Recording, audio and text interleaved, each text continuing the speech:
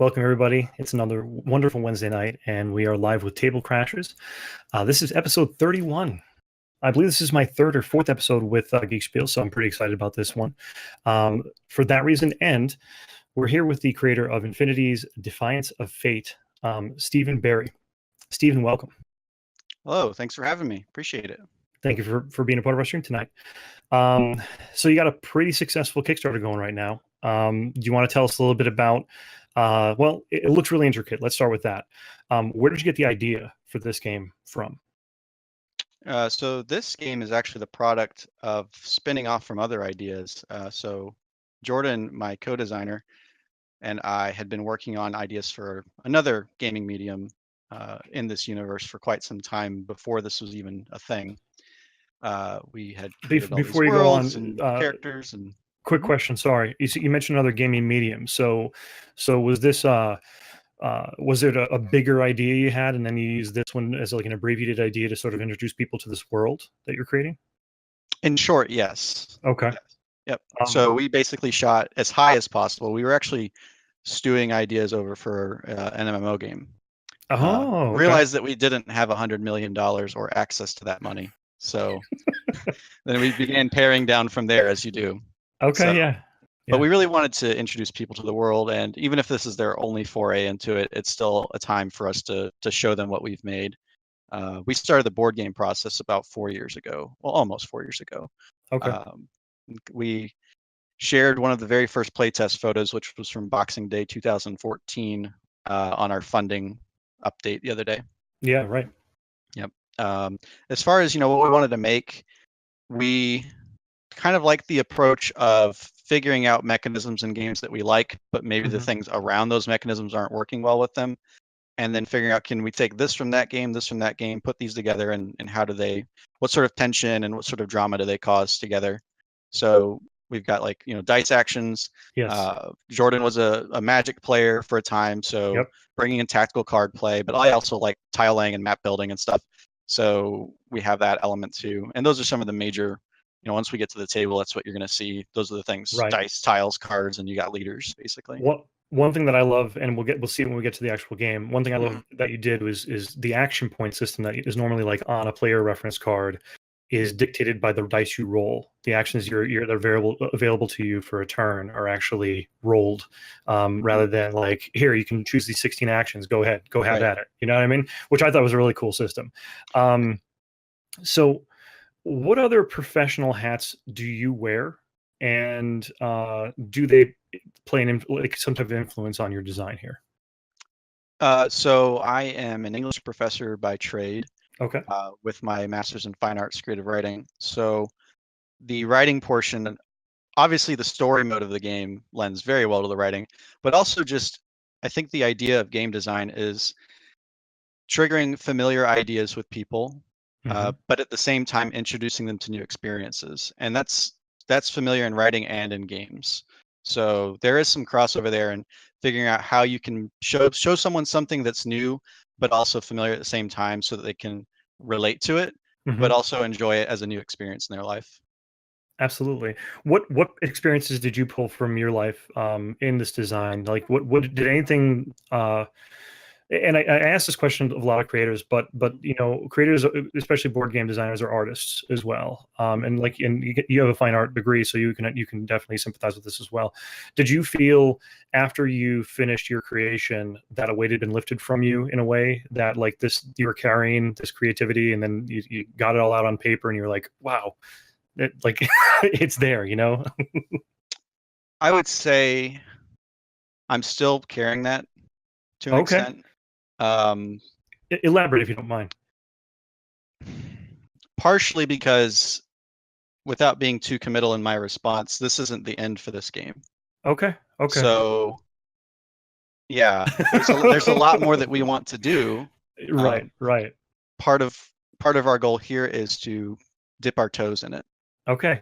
So I guess it's like, maybe I took off that, I got up the hill and pushed that boulder I'd been carrying out of the way. Yeah. And then I got there and found out, okay, well, turns out the clouds are hiding another hill, and there's also a bigger boulder. So, yeah, time to rest for 5 minutes and then start over. Which in its in and of itself is a good feeling, and I mean it's daunting, obviously, the stress involved with it, but it's also a good feeling that, I mean, this isn't the end of the road. That there's another project, possibly on the horizon for you, and that these things you're creating, this world you're creating, has possibly enough depth to carry it past just this iteration that you have in front of you, which is phenomenal and amazing. Thanks. Isn't that the goal of any IP, right? You would hope so, and we put a colon in our name for a reason. So hopefully that throws a flag for people to recognize that this is not just something we want to do one time. There you go. Excellent. Very smart. Very smart. Yep. So that's a great lead in for this question. How do you approach game design? So it's hard after a long time with the same game to figure out if this is fun for other people other than yourself. So I would say that we're just heavily iterative. I'm in the writing field. My partner is a nuclear reactor engineer, so Oh, he okay. has a very scientific approach to things. Of course, yeah. So he can help figure out, is this idea even feasible? Should we be changing numbers, changing the actual implementation of these ideas? So really, I can't do it without a partner because I just come Right. up with wacky ideas, and then he kind of centers me, That's great. which So he, which is he really works as useful. like he grounds you in Yeah, those yeah. lofty dream ideas that you have, and then he says, "Hey, that's a cool idea, but guess what? We can't institute that in as mechanic in a game, so we're gonna have to Mhm. put that on a back burner." Right. So That's great. it's very, very back and forth. And so I guess to answer the question, how do I approach design? It's I like to explore, and sometimes I don't know when to stop exploring. So I need a guide basically to make sure that I'm going the right way. That's great. How did you meet Jordan? Like, have you guys been friends for years, or is it something that you guys just met, or how did that work out? So circling back to that whole MMO thing, we Yes. actually met through World of Warcraft in, I don't know, 2000 and not a lot. Yeah, that was a good year. And That was not a lot good year. And yeah, we've known each other for a very long time. Actually, the first time I met him was at his wedding where I was the best man. So No, uh, yeah, that was an interesting speech to have to give, by the way, to a crowd of people who don't know you. it's like I never met this guy before, but we're really great friends, and Yep. But it's cool though. I mean, I think it speaks to our modern situation, yeah, about how friendships can be formed. Um, digitally at this point. mhm, That's pretty mhm. phenomenal. And actually, that's a great anecdote. God, I want to ask you more questions about that. Sorry. So, no, that's great because so you guys met through World of Warcraft, and I think a lot of people can sympathize with that, especially a lot of our viewers. And through that relationship that you've cultivated, not only were you friends, I mean, you were his best man at his wedding. You guys became essentially business partners in this idea generation. What has that whole relationship been like for you guys then? Because that's crazy to start from like just a digital, avatar to this kind of relationship in life. Yeah, it's been, I mean, for the most part, it's been positive all the way through. I've had times where I can spend less time on the project. He's had times where he could spend less time because we just have lives going on, right? Right. And Right. so it's just a matter of each person being willing to kind of flex as needed during the project. But all of the tools that we have at our disposal, we can do asynchronous design iteration ideas through Google Drive documents, things like that. Right. So even if life is being troublesome, we can usually still get a lot of work done. Which So is pretty phenomenal. And it's interesting that you mentioned that too. I think that's, you know, a lot of tools that are happening in the game design arena right now are really like Google Drive. I think is one of them, or any type of cloud based shared system. mhm. Discord, I know, is a big thing for a lot of designers. Yep. What else do you use behind the scenes that's been like pivotal in what you do? The thing that we're about to get into, which is Tabletop Simulator, Yep. we would be so far away from where we are right now in this game without it. Speeding up the iteration process, you can just slap something in there, test it out. You don't have to go hound people at your game store to test it out. You can just go into different Discord servers, be like, hey, this is a prototype. It's in tabletop. It's free. I can show it to you. You can tell me Yep. what you think. So I would say, yeah, that's sort of the trinity: Google Drive, Discord, and Tabletop Simulator. Phenomenal. Phenomenal. What made you decide to create a game? Now we touched on this with the MMO back in the past. What started that, and then what led you to now a board game in that process? The first part was maybe just being jaded, to be honest, and saying, you know what, we can do it better than that. Here's what we really would want to see out of this genre, and here's what's not happening. So let's just make it. But that led us down this route of, you know what, this is actually a cool way to tell stories in an interactive form of media. And that's, of course, a contemporary idea too, is interactive media, board games, video games, whatever it may be. Having that ability for an audience to participate in the creation of a narrative, whether it's canon or not, I think is an interesting concept. So Right. when entering the board game, we wanted to keep storytelling as part of it and make sure that there was audience interaction and even audience invention during the gameplay. Yeah. So basically, yeah, it's beyond the interaction. The audience is providing input from themselves, like creative input from themselves, to drive the story forward in their own way. It's not just your run of the mill, push a button, this happens. You know what I mean? There's a lot of branching stories. And that leads us to sort of, we're going to be doing a skirmish tonight, but what other game mode is available in what we're going to be playing tonight that they're not going to see particularly here, but you want them to know about?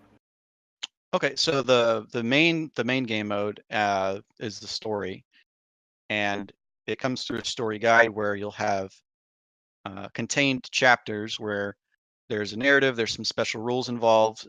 Each of the factions might have some new actions and objectives, and then based on whichever objective is met in that chapter, you're going to go in one of 4 different directions and branch, because this is a multiversal setting. So it's all about the many worlds interpretation of the universe, where every path actually exists. So you'll go in one of 4 directions. You'll apply some what we call soft legacy story threads, based on the consequences of that ending narrative, and then go play on and on and on. And so you can play through the story multiple times and keep getting new versions of it. Have different iterations from the results. And then paired to that, there's also the solo quests for each of the leaders. So you do have challenging solo content. For anyone who's a fan of Diablo 3, for example, but not a fan of their implementation of the set dungeons, right, I would say that our solo quests operate in a parallel line of design, where each leader has their own special actions, and their solo quest tests them to see how well they can use those actions. So they're all tuned to each leader. And then in these guided stories, there's buffs and nerfs that go along with whatever route you choose. There's consequences for the route that you choose, and as you go through, for everything you gain, you might lose something else. That's pretty awesome too. Wow. Correct. So big segue here then for you. I heard the lore is some pretty amazing stuff. Do you want to touch on some of the finer points of your lore system? I'm a glutton for lore. I think Chris is, and everybody else watching today is. Tell us about this universe and what's happening, or these parallel universe. Is it? So I will tell you about the metaverse. Okay. Which is all multiverses, but we don't really lean on that term too much. Sure. But essentially what you're looking at here is you've got sci-fi versus fantasy, but it's not simply a haphazard mashup. What we have is actually 2 versions of the same world diverged by millennia. Without going into detail, you can read about it in our book, but there's a cataclysmic event where a god is banished from one world and goes to a different version of reality. It creates this connection between those 2 realities, and we are seeing the results of that. These rifts are forming and basically bringing people and places back and forth in time and space between them. So I would say, in a nutshell, it is rifts are opening, bad stuff happens, and people have to fight for survival while the worlds are overlapping and starting to almost meld into each other. And they're not just askew in what you would call like physicality. They're also askew by millennia. So there's like a past element here in a different physical space that's coinciding with a future version in a different space. Is that what you're saying? Right. So each of these worlds have preceded millennia from that point, Okay. but they're not necessarily equivalent in time, That's right? cool. But they are Yeah. still crossing, right? Of course. But we're seeing in one world, there's been essentially what we would call like magical mutations or evolutions from these things called world spines. If you think Okay. about magnetic poles, these are like elemental poles of magic. We'll see that the light bearers, who these are people who flock to the solar world spine toward the top of the planet, and they turned into these scaled creatures that can survive the harsh conditions there. In the other world, we had technology develop after the cataclysm. They had to basically live underground because the surface was scorched. Okay. They emerged under the guidance of some mysterious figures, and eventually they developed civilization, uh, what would be recognized as modern technology, and then beyond modern technology, and that's sort of the state that we find them in Defiance of Fate. That's awesome, and that's where we're going to be seeing some of these characters in front of us too. So Mm-hmm. yeah, feel free to elaborate on these characters to get to the table as well. Yeah, for sure.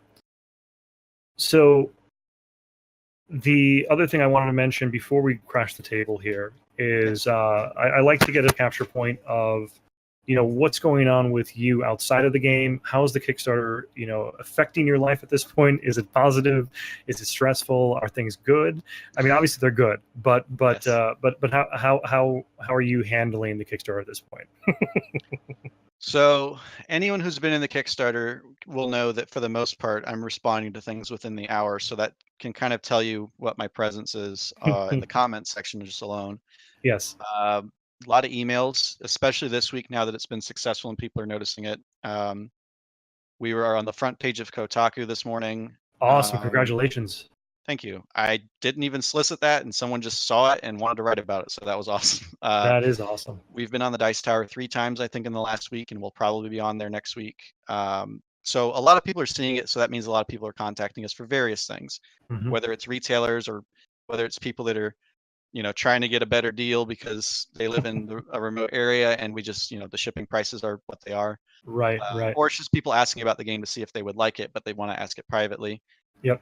So it's a lot of bandwidth testing. Yeah, I had to take a nap earlier before the stream, but then I was awakened by a call from a company that was wanting to talk over some quotes. So it's Great. I mean, the but yeah. sleep schedule is not so great, I would say, for the Okay. Kickstarter. But Okay. and it's hard. It can. I have a somewhat obsessive personality. I definitely Yes. wouldn't. I'm not going to throw around OCD like it's something to take lightly. But Right. I can be a little bit obsessive, and Kickstarter is an enabler for that. You Yes. can spend as much time refreshing that page and commenting everything as you're willing to, and so I don't know. If I were to give advice, Yeah. if there's another creator watching, I would say is just watch your usage and maybe shut it There, off from time to time.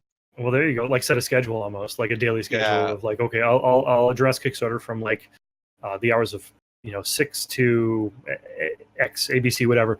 Now, I mean, you have your professor, so you have that going on in your life as Mhm. well, and so all these things are happening in tandem. That's got to Yes. be draining. Like, it has to be. So funny story about that. Our Okay. launch day was the first day of school at one of my colleges. So the good news is, as an English professor, the first day we do a diagnostic essay. So I was on my tablet looking at Kickstarter while they were writing their essay for the first day. Shh, don't tell him. Don't tell him. So we were both. No, it's all right. That's great. But yeah, it's I still have my duties that I fulfill for the students. Okay. So making sure that everything is good and a smooth start, because for them this is their first experience at college because I'm a freshman professor. Okay. So yeah, I guess making it an easy transition is important as a professor. Mhm. Figuring out what are the things that they're going to be worried um, are going to ruin their experience, and then alleviating those up front. That's Very kind of true. what I'm doing these first couple of weeks. So you get, like I said, many hats. We all wear many hats, and there you go. There's two of the hats you wear: the designer and the professor. Mhm. So I'll jump into two last questions here, and then we'll cross the table. One is, what's your guilty pleasure game? What game do you love playing that you don't really like other people to know that you love playing? Huh. I could help by telling you mine's Monopoly. I love it, but I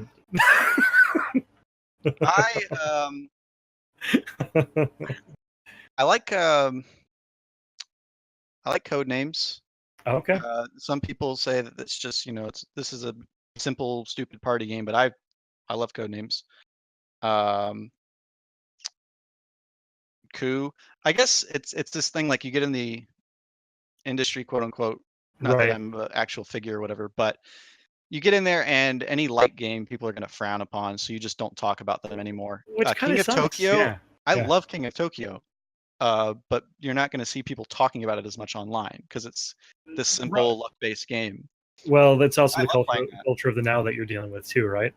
for You sure. know, Hmm. and so I mean, the games that King of Tokyo, if you talked about it 5 or 6 years ago, it was the hotness. You know what I mean? That's right. Yeah, with Will Wheaton Now, getting the yeah, publicity and everything. Yep. right now it's like, oh, that game's way too easy. Hmm. We need more of a challenge in our life. Right. I don't know. I mean, I feel like if it's fun and you can find someone who enjoys it, then play it. And Yeah. especially, if I have guests that don't play board games normally, I can pick one of those up, explain it in 5 minutes, and we can have a good time Yep. in under an hour.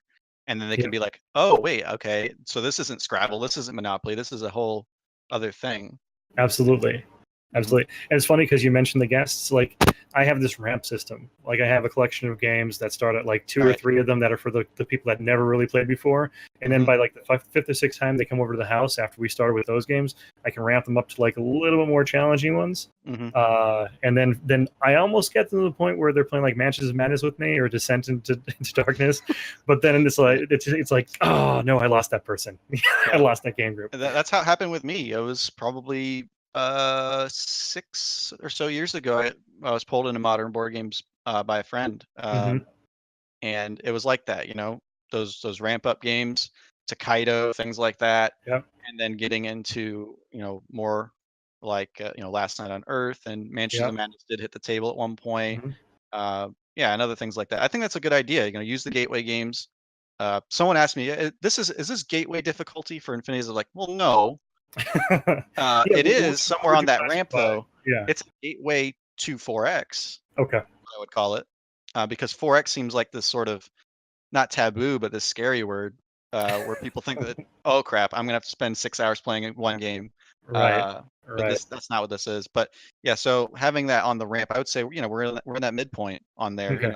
It's not King of Tokyo, but it certainly isn't Right. Mage Knight. Well, and that's the good place to be because those are usually the longest lasting table Right. games you'll see Hmm. because the ones that are too light are just the intro ones. They don't really last on people's tables. They Hmm. just serve the purpose for like family and every once in a while. Those mid ones are the ones where your group normally gravitates to. Yep. And then the last question I have for you here before we hit the table: what conventions, if any, are you headed to for the remainder of this year?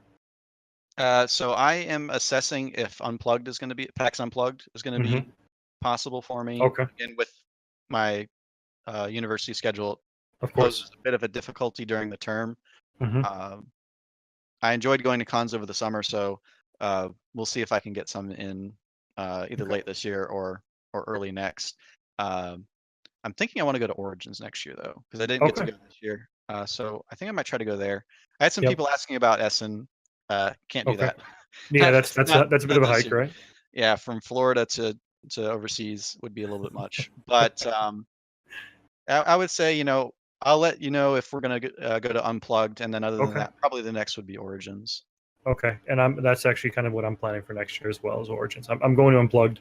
I always hit Unpub every year as well to Hmm. see some of the proto games that are being stewed. But yeah, that's Origins is definitely on my list to go next year.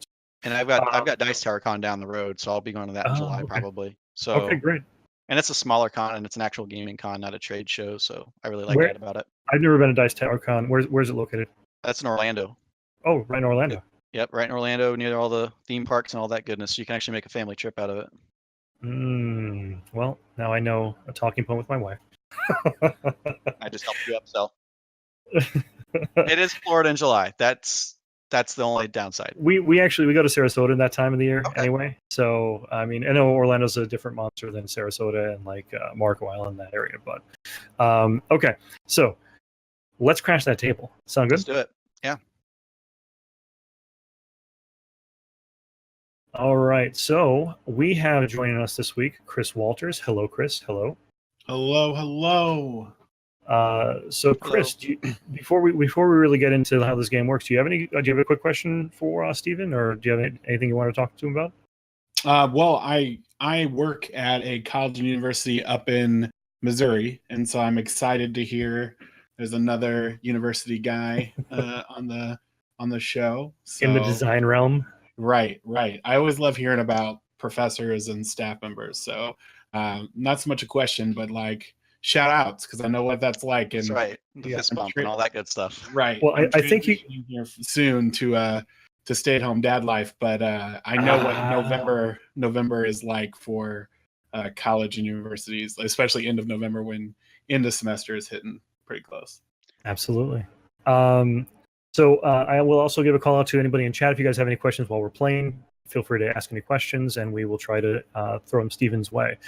So Steven, go ahead and walk us through what we're going to be doing here in this game. Sure. So for this game, it's pretty simple in its mechanics on how you operate a turn. So you're going to be rolling some dice, and you're going to look at the results, and you're going to do things according to what those results allow you to do. Okay. Mhm. So that's sort of the main mechanism. We've got some reference cards on the table that can help walk you through a whole round. So the way it works is we're going to be exploring tiles, and the tile that you're standing on is going to determine your first die for the round. So at the beginning, for example, this one, I would lock in onto my player board a star. Everyone does that for the tile they're standing on. And then we're going to roll our other 3 dice. And then you can choose, this is binary, and we've done this to reduce AP, analysis paralysis. You can choose to reroll all 3 of those or reroll none of them. So you can keep or you can reroll, but you have to live with the result if you reroll. So like, let's say I reroll these. Okay. Now I've got to take these results. I'd put them over onto my player board to show that they're locked in, and then everyone will do that. So that's the second phase. The third phase is where we're going to get to spending those dice. We're going to spend blue, which is energy, to play cards from our hand or from our timeline, which is like a saved hand, but it's revealed. We're going to spend red, which is power, to attack each other, which from the pre-show, I think it's going to be happening a lot. Okay. So that's where we're going to make skill checks, and I can talk about those when we get there. But Sure. we're going to try and to meet or beat a unit's defense with the numbers on our dice from a skill check. That's why those Okay. numbers in the corner. Green's going to let us move around the map and explore. If we enter tiles that don't have a control token already, we can put one of ours in there, and that's how we're going to level up our characters. The plus, which is really boost, is going to let you spend that die to change the result of one of your other dice to whatever you feel like. So it's a nice little dice fixer. And then the star itself lets you do any of those basic actions. So play, attack, move, change with a star. It lets you do all those. The twists and turns come when you have your leader with unique actions. So you have 2 unique actions per leader. And Okay. you also are going to be playing units. So those are some of the cards you're going to play. You're going to play units into your group. They're going to give you new ways to spend dice as well. So look for those to be changing the flow of battle.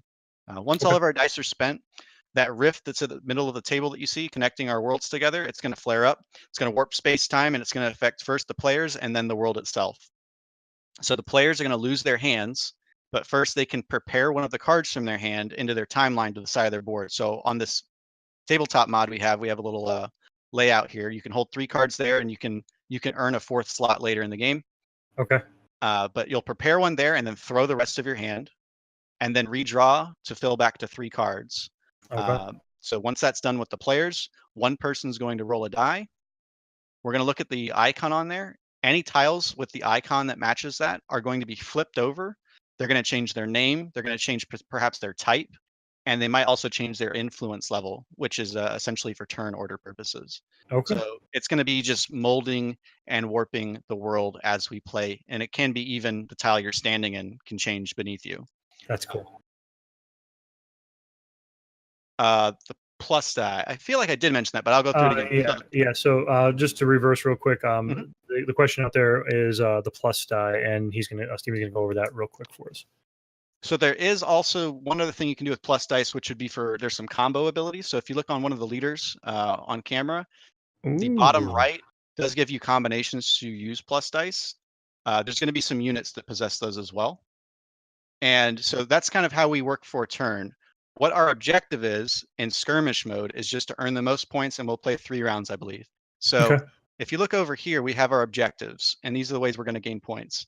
We're going to gain 1 point anytime we control a tile. So again, if you enter a tile that doesn't have a token, you can control it. That's a point. There's going to be some cards that let you take over tiles as well. Playing a unit card is going to give you 2. Destroying someone else's card is going to give you 2. And if you move to the other card, anytime you spend a boost die, you're going to get a reaction token. So that's a way that you can refill your leader's resources. Right. At the end of the round, for each different kind of tile you control, we'll get a point each. And then at the end of the round, we also get points equal to the round number if we have more cards than everyone else on the table. So you're going to want to be playing cards and destroying other people's cards to get those points. So that'll be worth 1 point, then 2, then 3. Okay. Okay. So that's generally how the game works. All right, let's do it. Let's get to it. So we have to choose a player, a card for ourselves, correct? Yes. So if you can't tell from the art, if you have a preference, we'll be sort of fantasy on this side. We'll be sci-fi on this side. So fire casting magical pangolin people, or mind controlling everywhere at once hive mind machinery. Take your pick. I'll choose last. Will, do you have a particular poison you'd like to? I'm kind of digging Y66R, so I'm going to hit up Y66R if you don't mind. Go for it. There's a bonus to anyone in the chat who can figure out the Easter egg in that character's name. So those in chat, the challenge has been laid down. Now I'm gonna be consumed with that instead. I'm sorry, I didn't mean to throw you off. Thanks, Steven. I've ruined everything for you. I'm sorry. I'm digging like the sparks flying out of him, the blood splatter, like so many things. Great. You tried not to make it too gory. Will, give me a number, 1 or 2. 2. I will pick up. Oh, I see. G35C. I'll play Orin, who that was my other choice. If our viewers like how Orin looks, that is actually a leader whose solo quest is in the demo version of the story guide. Great. So you can actually play this character's solo quest now if you wanted to. So we're going to go ahead and add all of our tokens onto our board. Okay. We're going to put all of our cubes at level 1 to indicate all of our attribute levels. So the bottom. Okay. Oh, clean that up. And this is a bit of a tabletop simulator limitation, but we'll be able to see the stack, the top tile on each stack. So as we're playing, we'll pull out the top one. But at the beginning of the game, we're going to pull a tile from our world. So both of you are from here. Okay. Pull a tile, and you can flip it over and look at whichever has the higher number. That's what you're going to use. 4. Okay. We have 5. I'm going to use. You said flip it over. You said. Yep. With F, you can flip it, and there we go. So it's actually 3. So he has me. Okay. And this is going to establish our start of game order by descending influence number. So okay, I'm in a 5 and you're in a 5. So we break that tie using the alphabetical order of the name. So I'm gonna win that tie. So let's set the turn order. I would be first, and then blue, and finally red. Tears. It's okay. The good thing is in this game, it's not like you're waiting 20 minutes to have your turn if you're going last. Yeah. So we're only going to take one action at a time. You get to act pretty quickly even if you're going last, and it's not that much of a sway in terms of the game state. Sounds good. So let me get us some standees. So this is something that we actually changed from the last Kickstarters. We have standees now instead of pawns. Oh, okay. Nice. Very nice. And that's something that you're going to have. They're just going to have stands, and then it'll be like a printed card that'll be on the standee? Correct. So like it. There'd be the 5 colors and then 12. I'm sorry. Don't spoil things.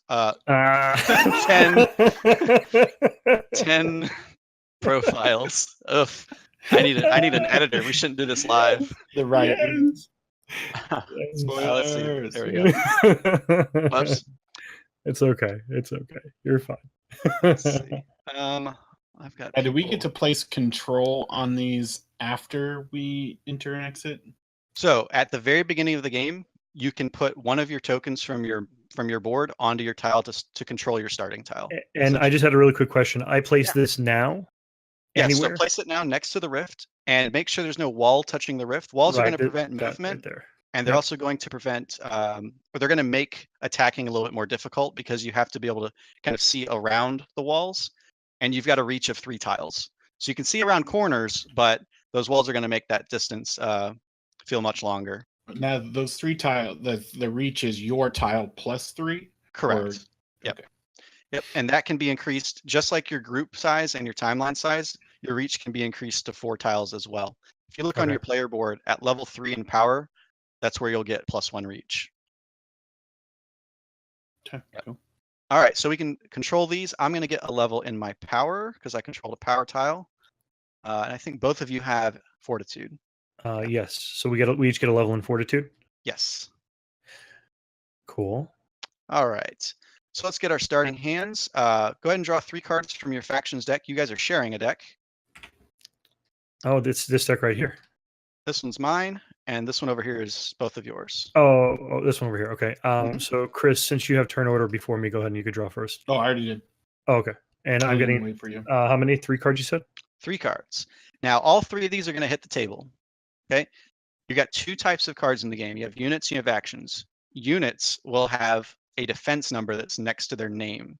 With your case, it'll be a computer chip, and it'll have a number in it.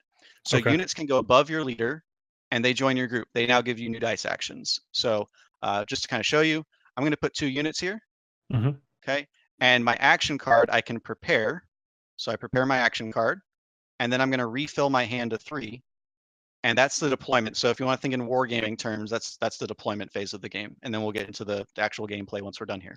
Now, Okay. can you only play action cards in your timeline, or can you also play units? You can put units in there. And if you have a unit that has the keyword that says prepared on it, it gains a buff for you while it's sitting in your timeline.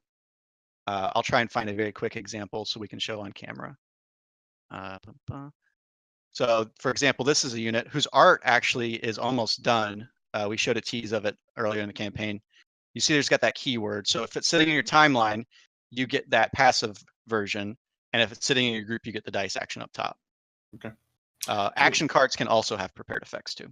Is there an advantage to putting, like, if I have a unit that doesn't have a prepared action, would I want to put it in the prepared slot, or Typically not at the Okay. start of the game. At the end of the round, when we have to discard our hands, if you want to really keep one of those units, you can do it then.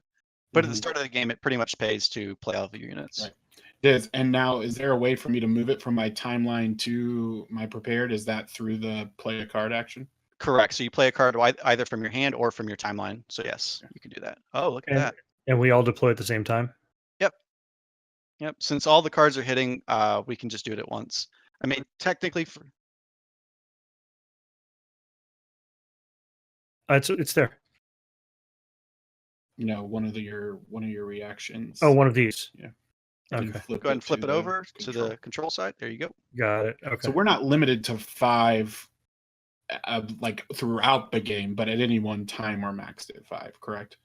Well, you can earn tokens through spending that plus die, or by standing in one of these tiles at the start of a round. We'll give you one as well. So there's ways where you can start having an excess of 5 between your board. Perfect. Yes. Okay. And just one more time. So these tokens, those are for influence, basically. Well, I'll use the term influence. It means that after you move off of this, you still can control it. You will still control it and maintain that stat buff. Okay. The reason there's another side is because, and we'll get into it when someone's card gets killed. Okay. You can react. So every leader at the top right of their board has a unique reaction, and it spends the tokens while they're in the state on the board. So that little hourglass side. So we'll see that happen probably pretty soon. Okay. Cool. So go ahead and refill your hands once you got all 3 cards on the table. 2, 3. And you got another card. You can prepare that. 2, yeah. And it's prepared face up, right? Correct. Yep. Oh, that's a good card. Yeah. If you don't mind, I'm going to soak some of the stuff in real quick. I just want to make sure that I understand some of these aspects of it. Let's see. And play 1 random card from leader's hand. That is, what's the 8 in parentheses after the? Oh, sure. Good question. The symbol. So anytime you see an attribute with a circle around it, it means to do a skill check. And the Okay. number next to it is the difficulty. So for the skill checks, you're going to roll dice equal to your level in that skill. So on cards, it's energy. Okay. So 1, 2, 3, or 4 dice, and you're going to add them up and hopefully get an 8. Oh. Yep. So at the current level, I would only have one die, dice, and or you're one die. receiving. If you look here on level 2, you're Uh-huh. receiving a +1 to the result. So it's 1d6 plus 1 essentially. Okay. To the number you get. Okay. Oh, okay. Because this is leveled up, and it's giving me +1 to this color here. Yeah, but basically gives it to the 2 other stats. Got it. Okay. Mhm. And then real quick, one more time, you might have explained it, but I'm sort of trying to absorb some of this stuff. Sure. The 4 number on the left side, is that like an attack number, like an attack value? What does that number signify? That is their defense. So Defense. imagine that that's in parentheses next to a power check. So that's what you have to roll on a red skill check in order to kill that unit. Okay. So that basic action where you spend the red die, you'll roll dice and try to add up to that number. Okay. Yep. And the things below it, forcing a leader to draw a target active card they own, and then then using a blue and a plus to trigger draw target active card. While I have this unit available, if I roll one of those dice, I can use that dice to trigger one of these, or the 2 dice or the single die to trigger that effect. Correct. So it's basically just different ways for you to spend your dice. Okay. All right. Cool. All right. Let's do things. So we've got our, go ahead and get your hand of 3 so you can have your starting hand. Yeah. Hand of 3 will be right here. All right. So at the beginning of a round, we're going to lock in a die to our board that matches the tile we're standing in. Okay. So I will get a red. You'll both get greens. The fortitude is 4. Okay. And we'll roll our dice. Come on, good dice. And technically speaking, the decision to re-roll or not does go in turn order. Okay. I would have to choose first. Okay. For the sake of simplicity, I'm just going to lock in what I get. So I'm choosing to keep it. Okay. And then it'll go to my turn. Yes. All right. Well, I'm going to keep mine as well, I think. Okay. Oh yeah, you rolled quite well actually. Couple of wilds, you know. Always handy. And just Right. keep in mind that these stars, they can't be used for your unit actions or your leader. They just let you do the basic actions. Right. Okay. So they're not like an end all be all best. Right. die So this phase. is like I can't use it for one of the energy cards or Right. Okay. Okay. And so it starts with Steven, right? Well, are you going to keep your dice, you think? Yeah, I'm going to keep my dice. Okay. So yeah, it would start with me. So I'll just show you how this works. I'm going to spend this die for my turn to change one of my other dice to whatever face I want. I'm going to change that to a star. Okay. And according to this rule set, I get a token anytime I spent one of these. So you got some tokens over here in a little pile. So I'll grab one. And that's my turn. Okay. Cool. So I go next. I'm going to get far away from you all because I think you all are jerks and I want to get away. Okay. So just keep in mind, if you do want to affect us at some time later, you do need to be within 3. So don't go too far. I don't yet. I want to stay Okay. far away from you. So I'm going to take. And you can flip that guy over and see if it's got a different side that you want.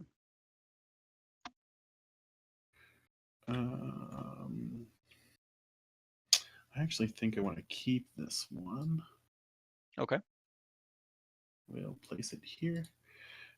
I will move. I will move and I will control this tile. Because I don't have to stay on it to keep it, right? Nope. You can just hop right through it and Right. control tiles. Okay. And you can move another space. So each time you spend one of these, it's up to 2 spaces. Right. Now, if I start with a plus on my tile, what does that let me do? So, well, if you start there, next round, you're going to start with that die. But controlling it, what it does, since it's not a stat, it's going to, at the end of the round when we have to flush our hands, you're going to prepare a card. And for each boost tile, which is the actual name for it, the boost tiles you control let you keep additional cards rather than having to throw them. So if you've got lots of good cards in your hand, those will help you preserve them as well. Okay, so let me preserve more cards, and I will start with a Boost. Okay. I think I want that. Yeah, we're gonna take that. And really quick question in regards to what Chris is, which just happened with Chris. So if he starts on this next turn, so actually, let's say he stayed here and he didn't move to the next one. Uh-huh. If he started on that one, he starts with the blue dice. What allows you to level up on these tracks again? Is controlling tiles that match that icon. So remember with our starting tiles, we added a token Yes. there and we gain that stat. That's how you're Yes. going to level up, is by So exploring. so next turn he's going to get another level, or when's the resolution of that? When does he get that level up? Right now he's going to gain a level in blue. Immediately. And Okay. yep. And that's it for right now. That's it. Because the other one doesn't give him a stat. So he can go ahead and level up his energy as blue to level 2. Yep. And Interesting. then it goes to you. And he's going to get 2 points that I'll mark because he controlled 2 tiles. Okay.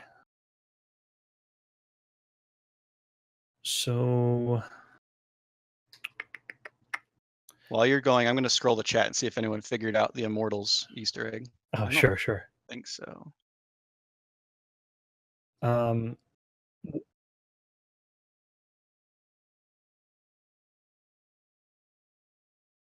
He's one of my Discord members, so that's actually fair play for him. I'm glad he did that.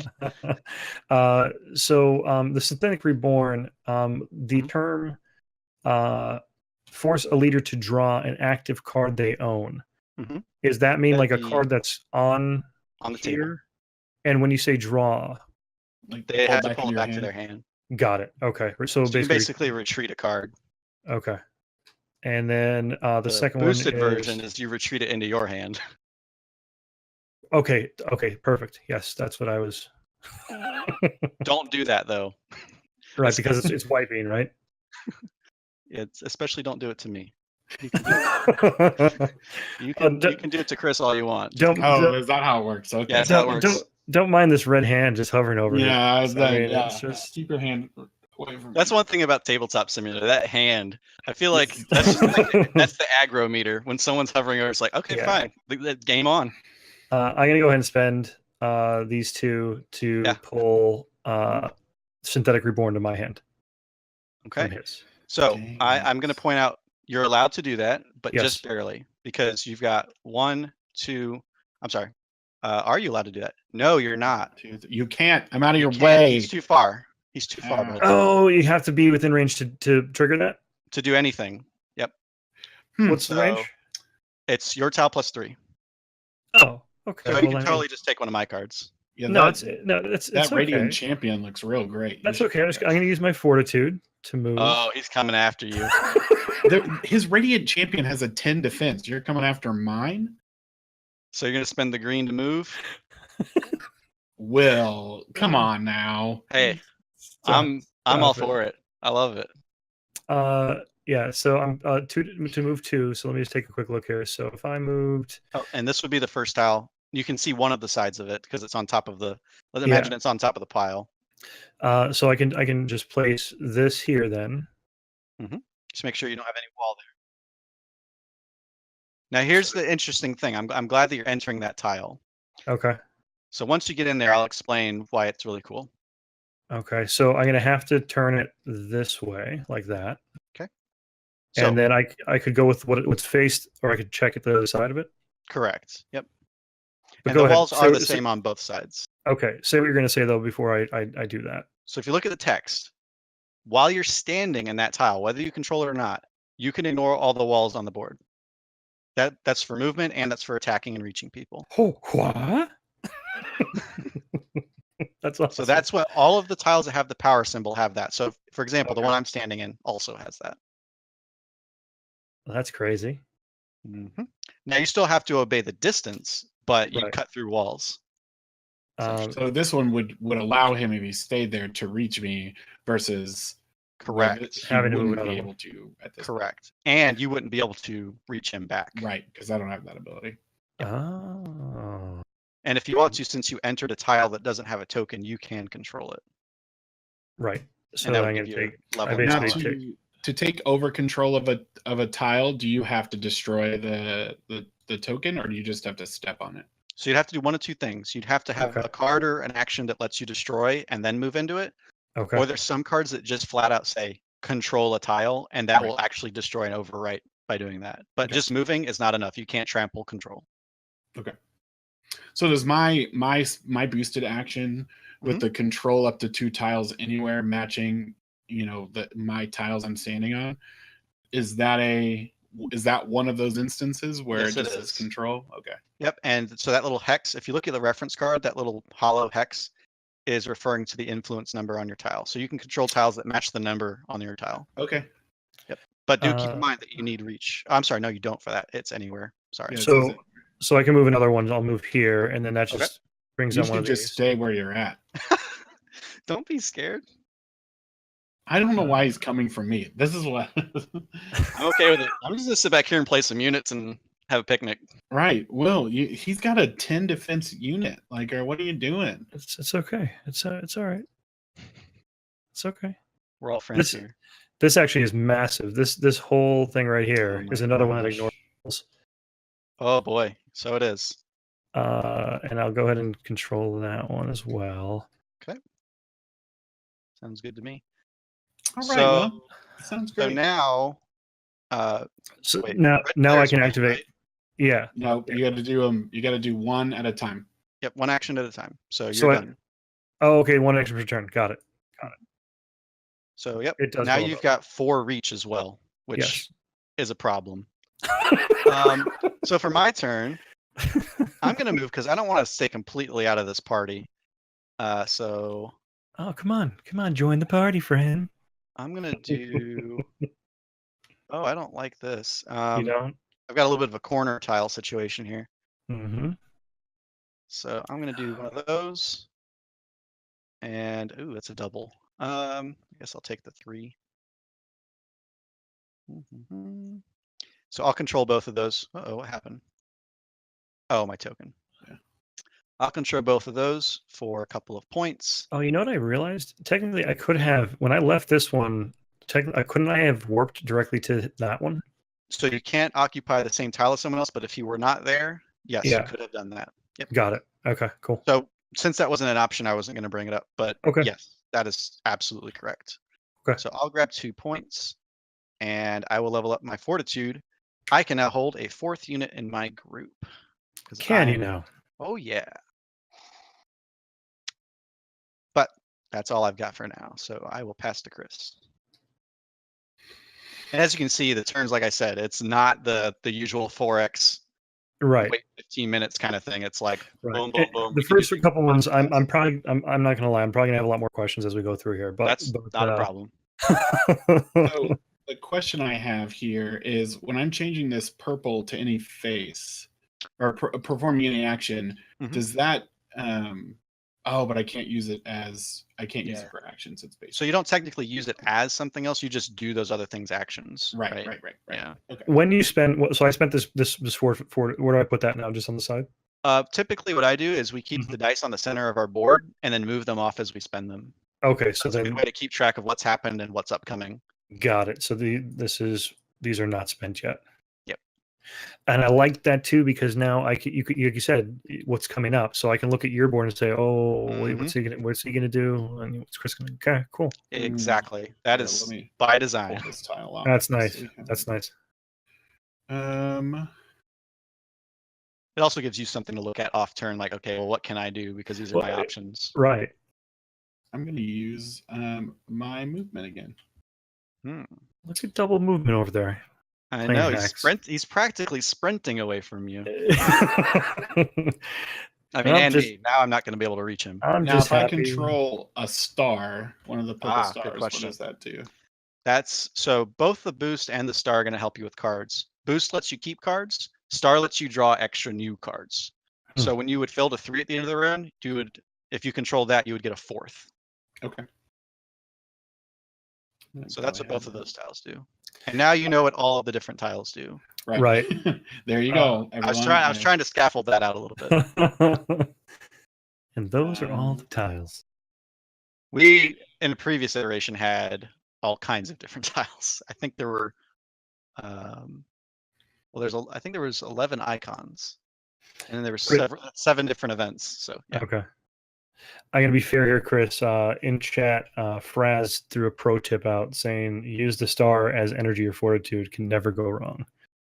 Well, But he also said a kappa. I'm just saying. Oh, he did. Rip. I've got some things figured out with my points. Rip. Ooh, it's got things figured out. And he's not lying. He's already at the end of the round in his head. Okay. I am going to actually stay here. Okay. Cool. And the only way to take these, you said, was to have a card that specifically says to destroy that. To destroy it, or if it says to control. So like, let's see. I'm trying to see if I've got a good example on your array here. Yeah, you don't have anything unless there's something in hand at the moment that you'll. Yeah, I'm looking, and there's not. And the only way I could get something out of my hand is by using a blue to pull something out of my hand. Correct. Yeah. Well, if you look at my Radiant Champion, there's an example where if I can play a unit whose die action matches my tile's type, I could play it and then control my tile. So I could walk into a tile I don't control, and then I could use that action for my next turn and take it over. Yep. So there'll be cards. It'll be very clear that it'll say control. I'm looking at a card in my hand, so we can play cards to other players' prepared areas. I know what card that is, but with that particular one, yes. Actually, it's one of two cards. Yeah. This is a very mind control kind of deck, so I can't believe you are going to go for me, the person who has no clue what this game is. Relax. This one I'm not going for you with. It's all right? Probably some sort of a bad debuff that's going to gum up my tableau, though. You just chill, Chris. It's okay. It's okay. We'll get through this, okay? Yes, Fraz in the chat is absolutely correct. I'm about to get debuffed. No. Chris, the first turn, I just wanted to see those bullets of sweat form. No, that's all it was. I will do that for you. Sometimes you got to put it on the table. That's all it was. Just checking to see what was happening there. Steven, what's considered a grouped unit? So if you look at your board here, there's a helper that this is your group. So any cards here would be grouped units. Okay. Yep. Oh, gotcha. Mm-hmm. So, and that is to say, some cards require that. Others might say just a unit, and that means it could be in the timeline too. Gotcha. Okay. Yeah. So, what horrible thing is happening? Is it my turn? Yep. Yeah. Oh, I thought it was. I'm sorry. That's the one. Oof. So the card is Remote Exoskeleton. Yeah. So now I can't prepare cards until I destroy this. But I've spent 2 dice to do so. Yeah. Right. Oof. And it has to be a red and a plus, right? It would have to be those 2 exact dice. Yep. Which could this work as a plus? The purple star? Nope. It only lets you do the basic things. So if it's on a card or on a leader, it doesn't let you use that. So I am stuck with that. I'm just not going to be able to prepare cards until I get something that destroys cards. But then this now belongs to me. Yes. So it would mean I have to target myself and not target you guys and get points. So that's just mean. I don't like it. Now, so I have not been adjusting my score. Has someone else been adjusting? Because I just realized I have. Okay. Oh. I don't know if I gave you you only controlled 1 new tile, right? Yes, so I did give you only 1 point for that. Okay. Right. I'm gonna play just to be. I'm kind of bow up here a little bit. I have another Radiant Champion, and I get 2 points for playing a unit card. So I'm gonna get my defense up here because I feel it. I can feel it coming. Soon. That's right. I was just listening out in the car today, and I can feel there may have been some steering wheel drumming. I mean, again, it's quite possible. Just saying, might have been a little bit of steering wheel drum with the Phil Collins hitting the radio. All right, so that's Chris. That was Will, yeah. So it's you're up, Steven. Oh no, I already went. I played this. He just did his thing. It's your turn. Oh, gotcha. Okay. Yeah. My turn was laser fast. Laser fast. Mm-hmm. You didn't even know what was happening. So now, if I were to use my star to perform the boost action, do I still get the reaction token back? Like no, because again, this is printed with that face, so it requires that face. Okay, gotcha. Well, then I'm going to use it. Or do I need to change it so you all see it? Nope. No, you don't. You actually don't change them. You can just tell us Okay. what you're doing. I am going to use the play card action, Mm-hmm. and I will play this one. This is through Tabletop Simulator, The Fiend. This is not through Tabletopia. I believe you have it on both Tabletop. Yes, Correct, Stephen? that is correct. Real quick clarification here for Chris. So this is a unit. So when units get played, they're going to go up here. So you can replace one of your units and pull the other back. Well, so I didn't know since it had a prepared action. Right. Oh. So you can't manually prepare cards. You can do that round. You can only Okay. play cards with the blue. But what I would tell you is having redundant units isn't really any benefit. It's not helpful. Same Right. action. So you might as well replace one. Okay. And you just pull the other one back into your hand. Right. It'll give you 2 points. Okay. Well, I still do want to put one out, but I think I'm actually going to. Oh, a different one, an aggressive one. Oh, I actually, you know what? I have the final art for him. It just isn't in the mod yet. But Oh, nice. Pretty cool art. He's like this one goes back to my hand, right? Yes, yes, it does. And I will mark you for 2 for playing a unit card, and we will go to Will. That destroyer drone, though. He's extremely violent. Let's sigh. Okay.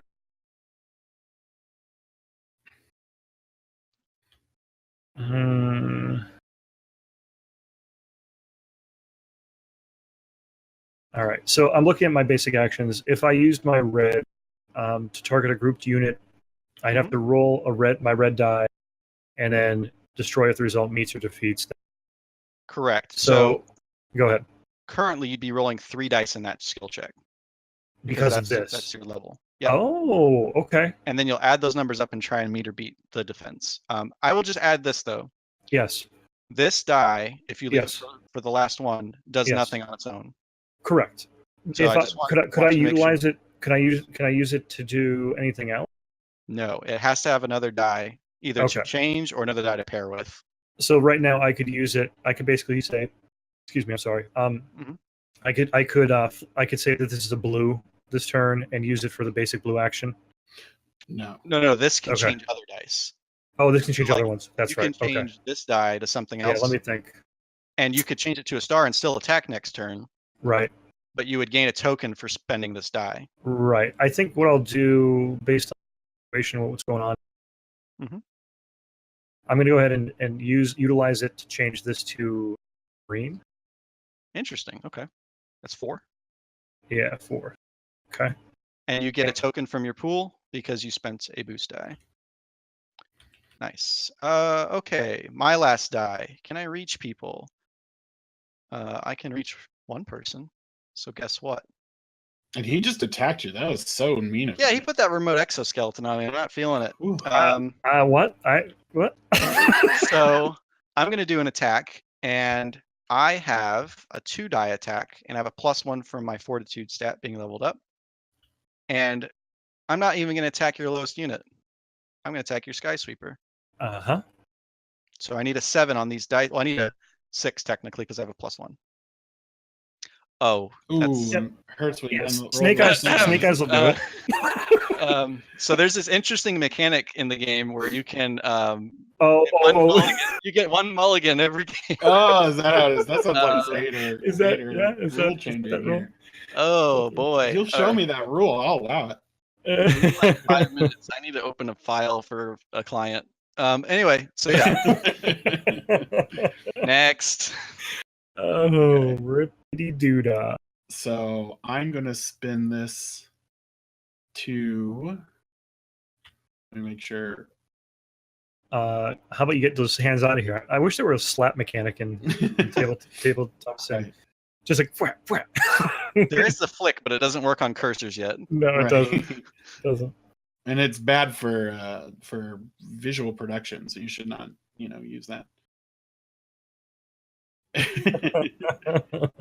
think I'm going to use this to play a card. Okay. Okay, and so since this is an action card, I can play it to my timeline, right?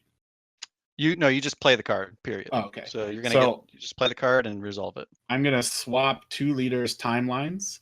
Will, I would like your timeline card, please. Wrecked. That's funny. Yeah, it's cute. So I'll put it over here in the discard because you made aggressive action for me. I didn't like it. What are you talking about? I moved towards you. Yeah, I didn't like it. Didn't like it at all, Mister. I have a 4. No, okay. You know what? I backed off. I went after Steven, because okay. there were tears in your corner. Now Now you there were now tears. you're forcing my hand. Now you're forcing So my now hand. I do get to roll the check though, right? Yep. Okay, so it's a 12 but I have a +1 to the result. Did you And I have any get- cards in your timeline before you did this? I did not. Oh, then the check's kind of irrelevant then, because it lets you Oh, play a gotcha. card before you do the swap. Basically, it lets you Mm. empty out your timeline and then swap to be a real jerk. Okay, gotcha. Yeah. Well, then But I don't. yeah, you would have rolled a 2d6 + 1. Is Okay. what your roll would have been. I always mention this while we're playing the game, but anybody who's watching, if you have any questions for Steven about this game, just go ahead and throw it in the chat. We'll try to address it. Okay. Will, it's your turn. Is You it? want to move away from me? Go away. I want to move right next to you. I want to be hugging you. Ooh. I'm going to spend this to move 2, and true to my word. Let's see. Now this I get to ignore walls, which is a nice thing, so I can Yes, move you into do. this. Mm-hmm. I'll set it up that way though. Okay. And I move in Gosh, here. he has a lot of red tiles. I will play this to own it. So that moves him up on the final slot, right? Sorry about that. Yes, it does. So now the final slot on all the attributes means that type's event text always applies to the tile you're standing in. So now no matter where you're at, you ignore walls. Until the rift could mess this until up. that change. Yeah. All right. So You want to move another? Is I that do. What you're trying to tell me? I do. You have to go further away from me now. Right here. Right. I'm gonna move right there. Actually. Oh, you can because you've got the dang wall thing. I Okay. do. Wall I hack. do. Wall hacks. VAC. Can I place a wall there to make from? Or do I? Okay. Perfect. The only thing that needs to be legal is your movement into that tile, and technically it is at the moment. Oh, you know what? That seems a little excessive. You know what? Leveling that, does that give me anything on level? No. No, but it will give you an extra card at the end of every round. Or at the beginning of every round, right? Like when you Well, draw it up. Yeah, the refill happens during the end phase, but Oh, gotcha. I guess end or beginning, it's kind of the same, right? Like I'm keeping it. I'm keeping it red. He wants to Oh, lock in that red. my. Just yeah, I see what he's doing. So that's a point. Okay. I And think that is we are out of dice. Yeah, we're out of dice. We should be. So we're all going to keep one of our cards from being sucked into the rift by preparing it to our timeline. Yes. So I would look for cards that you think are good, or maybe they have a prepared effect that's helpful, and go ahead and prepare your cards. I am going to. I'll keep that because it's zany, and I will discard my other. Yeah, I have nothing with prepare. So at this point, you said discard them. So you can prepare any card. It's just the ones with prepared effects have nice bonuses. Oh, okay. So, I can prepare any. I can place any of these cards down. Any one card. Put that guy there. Yep. And the others will get lost. Yeah, I'll put that guy there. Then goes into discard. Yep. And then everyone will refill to 3 because no one has any star tiles. And oh, sorry, the other one that I put in that goes in.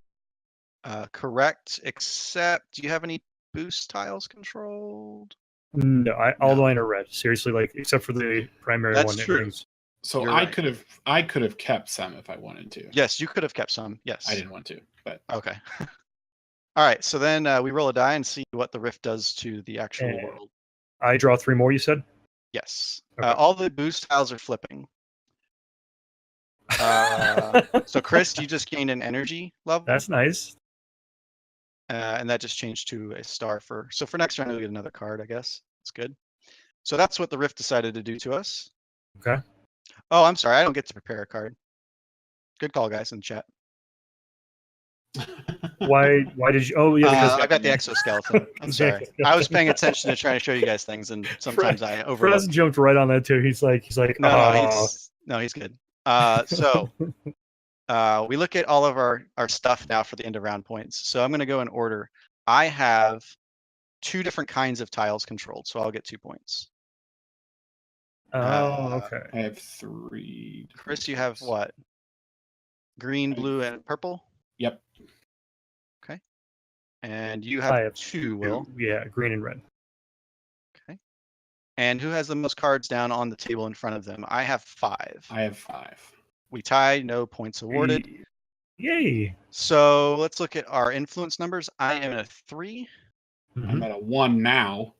All right. So it goes me and then red and then blue for round 2. Is anyone standing in an energy? This is the energy, right? Or no, the energy is the blue. Yeah. Okay. So we started the round. We rearranged our turn order based on where we were standing, the number in descending order.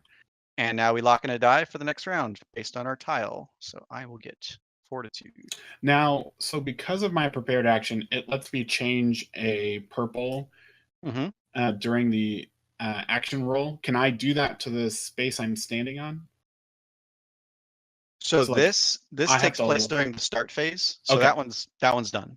Okay, gotcha. So if I were to, it affects the dice I roll here. Correct. Okay. And the attribute levels are cumulative, or they are. So those bonuses are all present for you now in power. Okay, cool. All right. I don't think I rolled these yet. I have to. Oh. Yeah, we'll take that.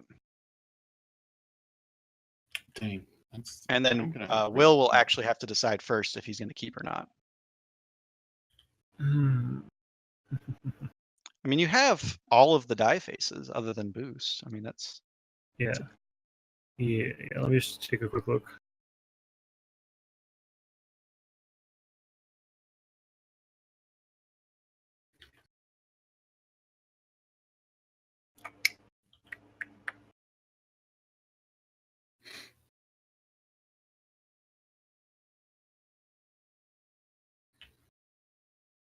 Sorry. I think I'm gonna go ahead and I think I'll keep. I'm still learning, so I'll keep what I have. And that's good advice just in general for people that are thinking about trying this out, or you've backed it and you're just gonna wait to try it when you get it. First time you play, just mess around with the mechanisms and feel your way through it. Don't even try to win the first game. It's a grand experiment right now. See what triggers what. Yeah. Push the big red button. And then when you realize it's bad, don't press it again. Never ever use that strategy again. Yeah. Right. All right. So my turn will be first. Let's see. I am going to. You guys are really far away. I'm not loving that. And all of the boost tiles flipped over, so I can't even teleport over there now. But you can warp to a purple, right? Which is I can't be in. Yeah, you're in the way. Move. Oh man. One more quick question. That purple, I could use a purple to be a wild for anything. Does that include triggering card effects? No. It's just for basics. It's just for basics. Purples are for basics. Pluses let me rotate a face or trigger an extra event. Got it. Oh dear. Got it. I've got to get over to you, I believe. So many walls. What have you done? The whole move through walls thing. You don't care. All right. I will do a movement. Oh, that's fitting. This is the starting tile in this guy's solo quest, actually, where I'm not going to spoil it, but the AI enemy starts in this tile. So nice little fitting thing here. So I'll move my second. Come on, Red. Hey. There you go. We're working with something. So I'll control both of those for 2 points and get me some levels. All right. And I will pass the turn in the other direction now, so it's Will after me. Yeah. And the only way for me to get more control tokens is to utilize a plus token to get them, right? That or standing in a blue at the start of a round. In a blue at the start round. Got it. Yep. Well, rippity doo dah to that thing. Let's Yes, take Fraz is correct. I have the snack. the stick. This is the snack. Even though they're lizards, that's what everyone on the Discord server calls them. The snacks. Little snacks. Let's go with. I'm gonna use my blue to play the Okay. shifting drone. So that'll be 2 points. That's good. And actually, I have one in my prepared, but that's fine. That's fine. Yep, Well, it's good that's to all- keep some cards that's here all because I'm it helps your tableau presence for the end of round Cor- points. correct. Yeah, that's all I'm doing for right now. Cool. Chris? Okay, I need to get away from Will because I'm not liking what he's doing. You will love it. Oh, Yeah. we just crested 37,000. Let me give a shout. Can I give a shout out on stream? Is that okay? You sure can. Of course you can. Let's see. I think a few people just backed. Lucas, if you're watching, Anna, and Stephanie.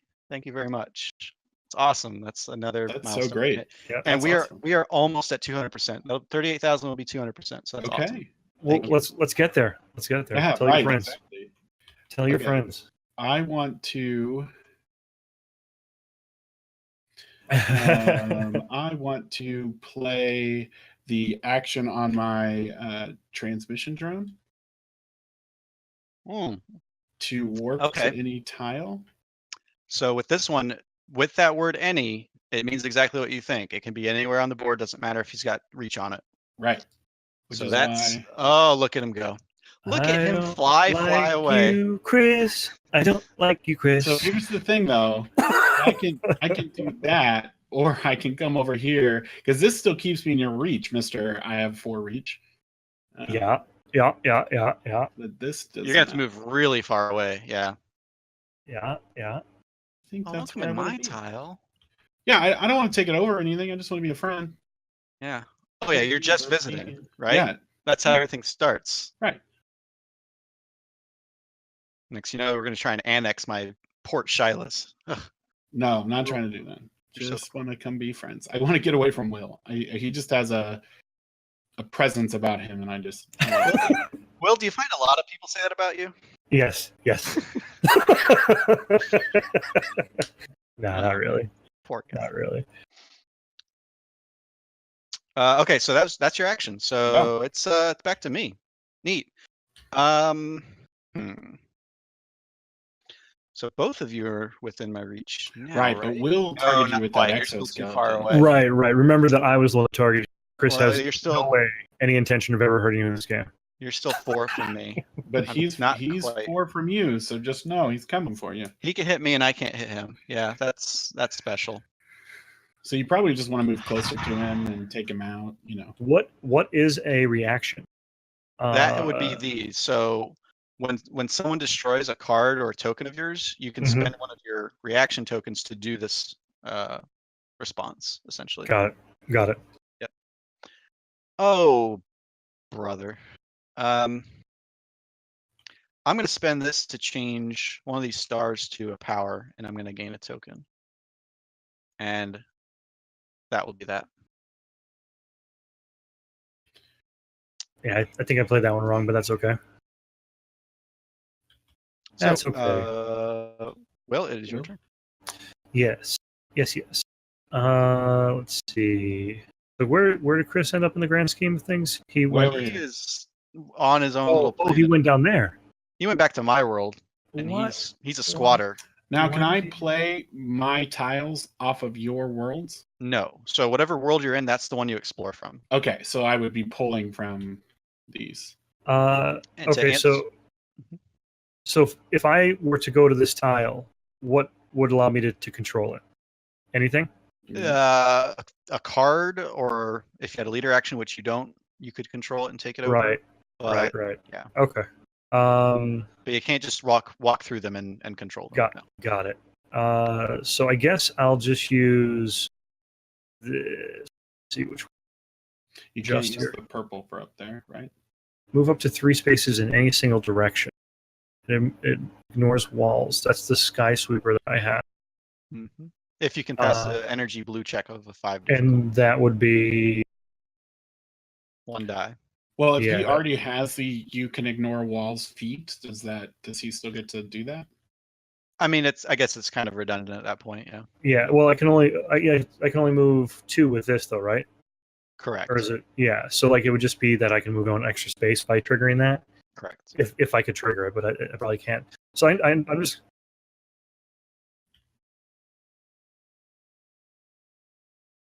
Oh, so if I use it just the green here, I get to move 3. You get to do Instead the of top 2. part. Yeah. You have to always roll get to do the check top for part. You second. can get Okay. the bonus with the check. So I can basically move 3 this way. You could. Yeah. Yes. If that's what you want to do. I do. Okay. And you always ignore walls, so you're just gonna make your own little labyrinth, I guess. My own little world up here, just in a. All right, Chris, it's you and me now. It sounds like. Let's kung fu fight. Show you I don't really want to though. So. Oh, it's happening. I'm gonna control the blue. Oh, it's his last token. So 1 point. And then I'm gonna move here. And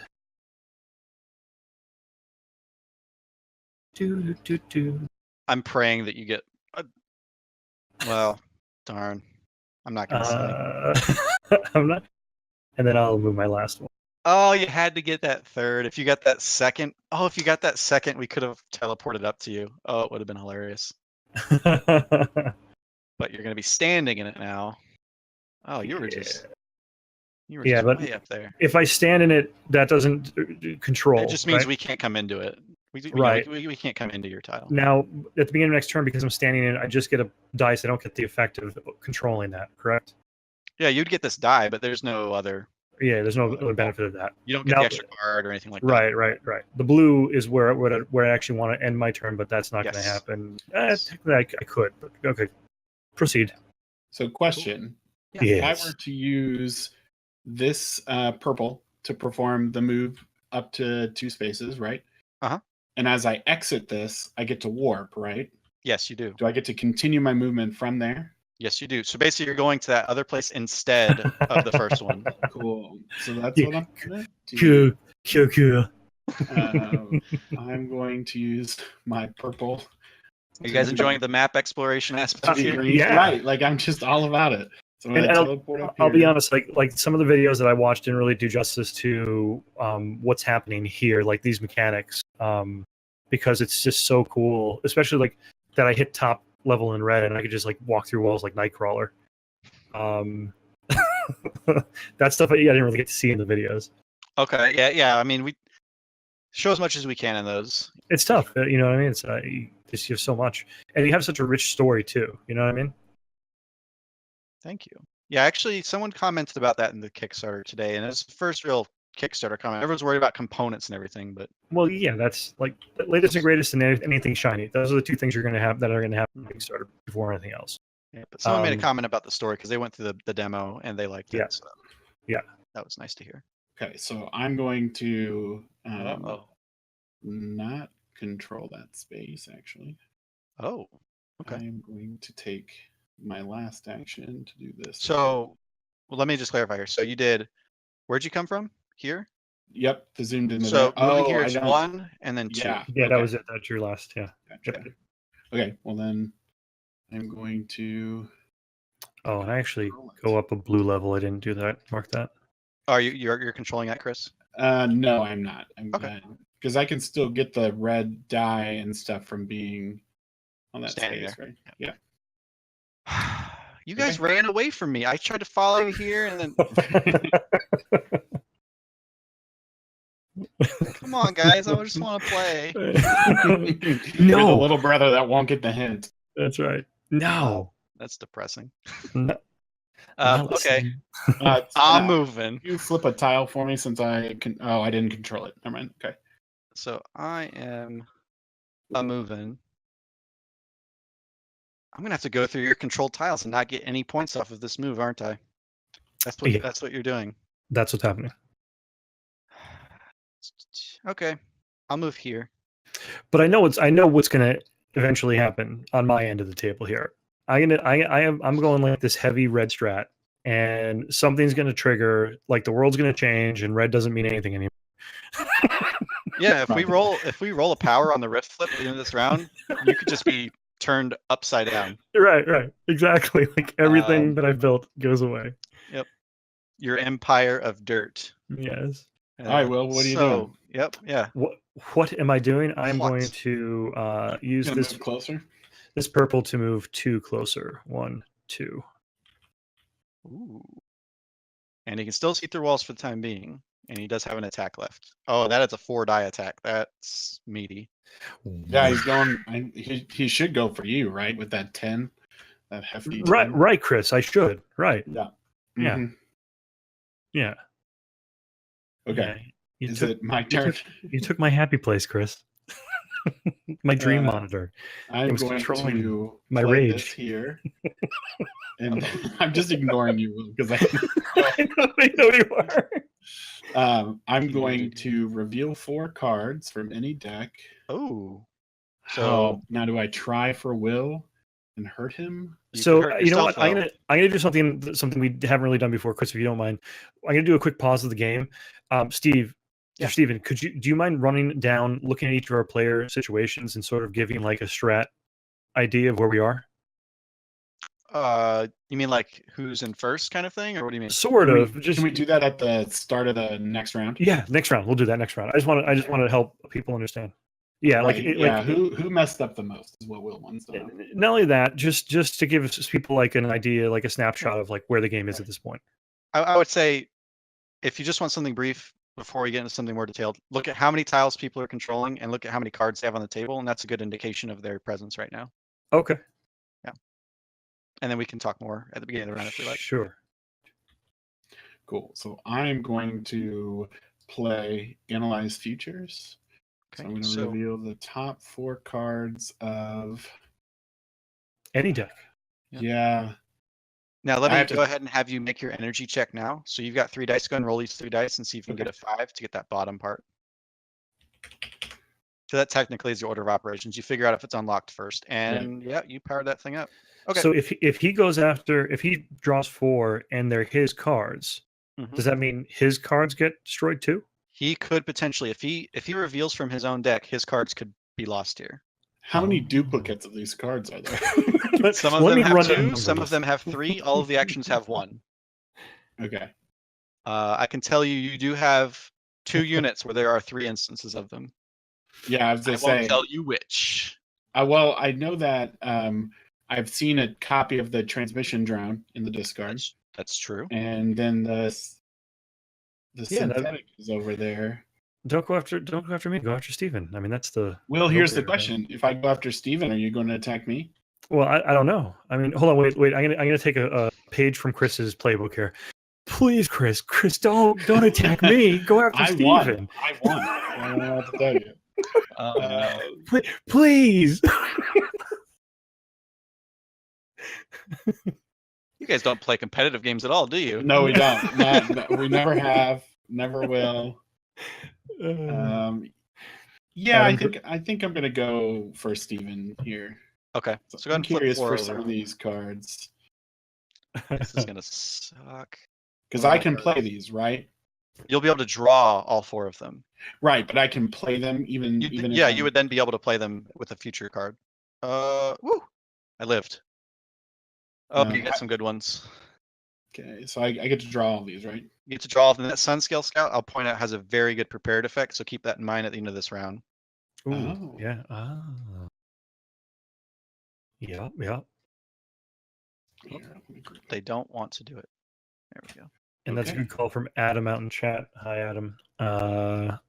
Said that your walkout music for WWE would be Head Games. It might be. So in the Discord, or not Discord, in the Twitch, yes, my co-designer is in there, and he says strategy is always to go after Steven, and he wins a lot of games. Just saying. I mean, that's why Will's attacking me right now. To be really honest, is because it's a fair assessment. That's our Discord philosophy: is how many times can we attack Chris, and Oh, Yeah. to be fair, it's also how many times can we attack Will? So I mean, there. We both do. I can't believe he's just gonna It's put just me up there. yeah. How many times can we attack each other? Is really what it comes down to. How are you gonna do that to me in public? Just pull my pants down in front of everyone and laugh. Okay, All that was right. my turn. Cool. So then it's back to me. Can I hit anyone? Oh, I can hit both of you now. Uh-oh. Yeah, but you want Bruh. Will. He's gonna. Well, Chris has. Hold on. Chris has 5 cards. Who just went after you? I was just gonna. I mean, for instance. I didn't go after him. I just Really? tried to get 4 cards from another deck that I haven't had before. Oh, is that what it was? Right. Yeah. Right. I got it. The game state, since we're talking about like who's in what position, the game state says I should probably attack Chris. So,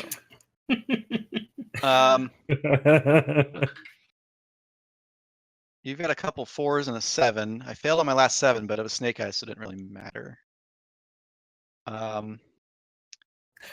Let's go for this Destroyer Drone because it seems like it's going to have bad things in the future. So I've got a +1 to this, and I need a 7 total.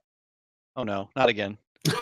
Yes. Okay, so there's an interesting mechanic in the game. If you roll Snake Eyes twice on your dice rolls, then you get to re-roll them. Oh, that is. Yes. For those who don't know, the producer's talking in our ear, and he said as soon as that happened, someone followed us, and it clapped as soon as the action happened on the stream. Shield of Boof. My arms were too short to box with the Cable Leviathan. Right. All right. Well, I think it's your turn. Let's see. What could I attack of Chris's? I mean, probably all of it with a 4. With 4 dice. I'm thinking a Destroyer Drone is what I want to go after. 10. Look at these 10s. Yeah, so I'll utilize that guy to attack the. Do I choose? I choose what I go after. Oh, you're just using this one's action? Yeah, which is just target a grouped unit and roll damage or power to destroy. Oh, okay. I'm sorry. I thought you had another die. So yeah, you're gonna have to roll 4 dice to do the basic action. Yes. Yeah. Wait, so what's going on? I'm using the basic action to destroy one of your grouped, and the grouped I'm targeting. Yeah, so you still have to roll for it. Right? You're just destroyer drone. Oh, that's a lot of dice. There's the 4 Snake Eyes, right? Yeah, he's got a +2, so I mean he's got to roll really poorly on this. 4 Snake Eyes. Here it comes. I mean, I rolled 4 Snake Eyes in a row, so it's possible. The suspense, and there it is. Nope, that is obliterated. Destroyed. All right, so he has destroyed a card belonging to you. So now you could do your reaction if you choose by spending a token. You get the top part for free by spending the token. Right. That's what I want. And you can power it up with a Fortitude check of level 10, which is your green. Yep. So you get the other part, which lets you control it for free from your pool instead of from your board, the tile that you warp to. So the worm basically has to burrow around and control tiles with his reaction. That's why I kept that tile. Right. It really was because I could have controlled a couple times. I actually I'm going to teleport to the Ember Crown. Okay, so you do need to be able to reach this place. It's not anywhere. anywhere. I have to reach it? Yep, everything requires reach unless it says anywhere. So just a tile you don't control somewhere that you can see. 2, 3. He can see through the walls. He can go through the walls, yeah. I can with my current. Yeah, he's gonna burrow under those walls. So tile you don't control. Go ahead and roll your check now to see if you get the second part, because that will help 2 your decision. dice plus 1. 1. Yep. Big roll here. Hey, games by Ray. Oh. I will not do it, but I can Not quite. Warp. Yep. You could become the monkey in the middle and just come right here if you want. Yeah, come on, hang out right between the two of us. Come back. Come on back. All right, so that is that. Oh, it has to be a tile I don't control. Sorry. Yeah, you don't control. I Correct. do control. So you can go to one of these reds, and that's pretty much the red. It's literally one of these. Can I retroactively take my reaction back? That's fine. I think that's permissible. So So, and then it's my turn. You've got the last action, yep. And that's sort of interesting. The tempo in a 2-player game is if someone acts, that person, that their opponent gets to react and then act immediately after. So you kind of like get to pile up that response in a 2-player game. It's kind of an interesting tempo change. Yeah. Cool. So what are you gonna do with that energy die? So you have a lot of cards now that I can play. You do. Yeah, you I think do. I saw a couple of good ones come out too. Just saying.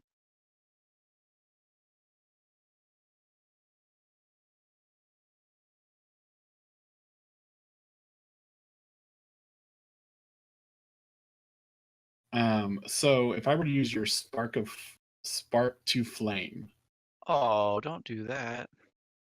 so I would destroy a timeline card, which would be like, wills essentially. Yeah, you could do that one. You could kill this remote exoskeleton for me. I could. Would it ensure that you don't attack me anymore? I won't Yeah. attack you the rest of this round. How about the rest of the last round? Nice. The draw, if I pass the check, the hex cards. That's is how that? the number in your tile. So whatever your tile is, you draw that many cards. So 3. you would draw 3 cards from whatever deck you destroyed the card from. So it's a way that the light bearers have here to steal cards. Right. They don't have as many ways to steal cards as the David Network, which is this other faction, but they do have this and a couple others. And what we're playing with here, I saw there's 4 heroes or leaders, 2 factions. Yep. That's what is this just for demo purposes, or is that what's going to be in the base box? So just the 2 factions Okay. for this edition of the game. Yes. We actually stretched an additional leader per faction. So Okay. we do have 2 more leaders that we've added since we've started the campaign. Okay. Without committing too much, as I said earlier. Right. Yeah, we're not going to that yet. We'll see. Play the Sky Sweeper. That's right. You heard it here, folks. Okay. That is my spend. So I'm sorry, you did what? The Sky so 2 points for playing unit. Okay. Yep. Mark that for you. We're out of dice, so go ahead and prepare a card. I can't, so I just basically have to throw my hand. You didn't kill my thing? No, he chose to just play a unit. Oh, okay. Thanks, buddy. Well, I don't think I you're know. gonna like whatever he's doing next, though. I probably Chris is a schemer, I can tell. The action roll is this, so I can increase the die number by 1. If it says increase action roll by 1, you can no longer with that action, a die from your tile. What does that mean? So rather than starting with a die that matches your tile, you wouldn't do anything in the start phase, and you would just roll all 4 of your dice instead. Oh, okay. That's what that one does. That's what that one does, and it's prepared. I don't want to do that. I want to. Oh, that's a good one. I can't believe you got that from my deck. And then everyone refill their hands to 3, and you can get an extra if you control any stars. I don't think anyone does. I do. You have a star you control? Yeah. Yeah, he does. Oh, I see it. Okay, sorry. My mistake. And I get a token at the beginning because I'm on a blue, right? If it lasts through this rift. Okay. Oh, okay. That's right. Right. Come on, power. Aw. All right. All of the energy tiles flip over. Oh, good. I lose an energy. Oh no. The energy. Okay, that's all right. A lot of changes here. Yep. Oh, sorry. So you lost. So, Chris, you don't have any energy anymore, but you did gain a power. I gained. Yeah. And did we flip? I flipped it. It's a double. Okay. It's a double. That's so the doubles, when you're exploring, the doubles can feel like, oh man, I wish I had a choice. Right. But then when the rift happens, you're like, okay, I'm glad because it's actually like, it's a stable stat. Okay, and so I needed to stay blue for the token. Starting with me, I control 3 different kinds of tiles, so I'll grab 3 points. Will, how many do you have? Different types. 3. Okay.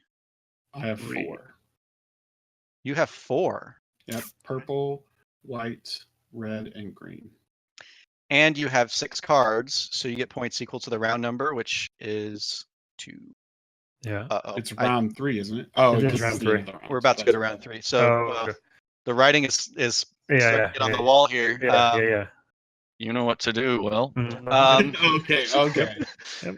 And so Wink, the wink. turn order, let's see. We've got, I'm in a 4, blue 3, red 2. So we'll switch that up. I'm going first a lot this game. Mhm. Last round. If you're in an energy, get a token. Otherwise, let's go ahead and lock in our dice.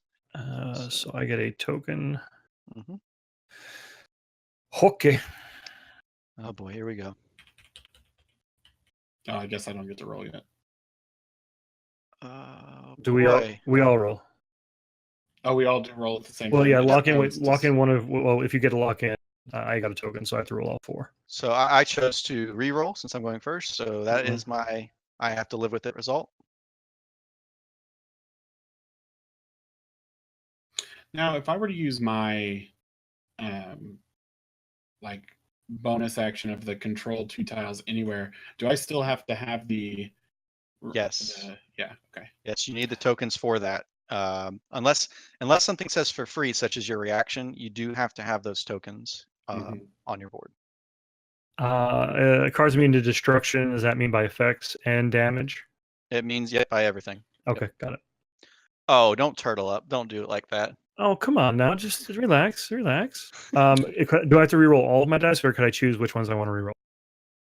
I get to decide first. I'm going to actually keep these. And because of the prepared piece, I can change this purple to any die face, right? You sure can. So I want to change it to a green. And the interesting thing about the phrasing that we've implemented on that Esper is you can change each of your stars to any die result. Meaning, if you roll 3 stars, you can do Right. 3 different die You faces. can make them specific. Yep. Okay.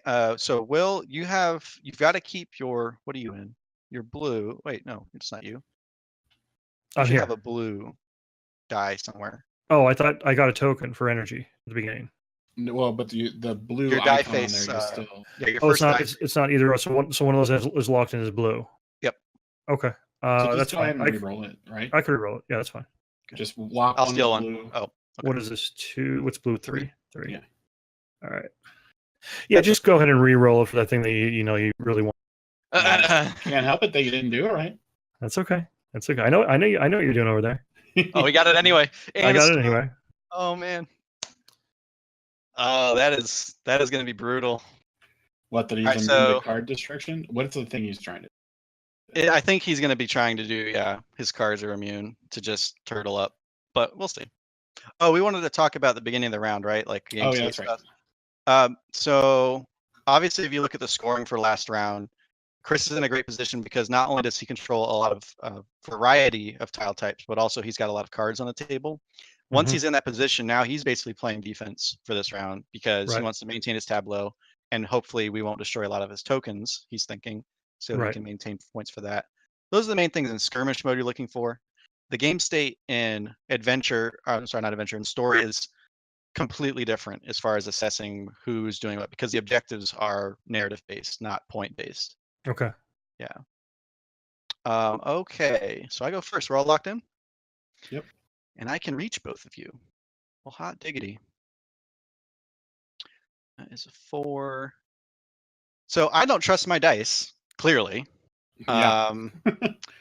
So I am going to spend this using Oren's single die action to discard a unit and destroy a unit of equal or less defense. I'm going to discard this 4, Mhm. and I'm going to kill your, let me look at your dice.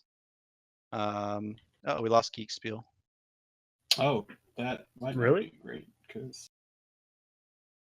It just said you popped out on our screen. Oh no, our chat popped up. It didn't actually happen. That was familiar. Oh, okay.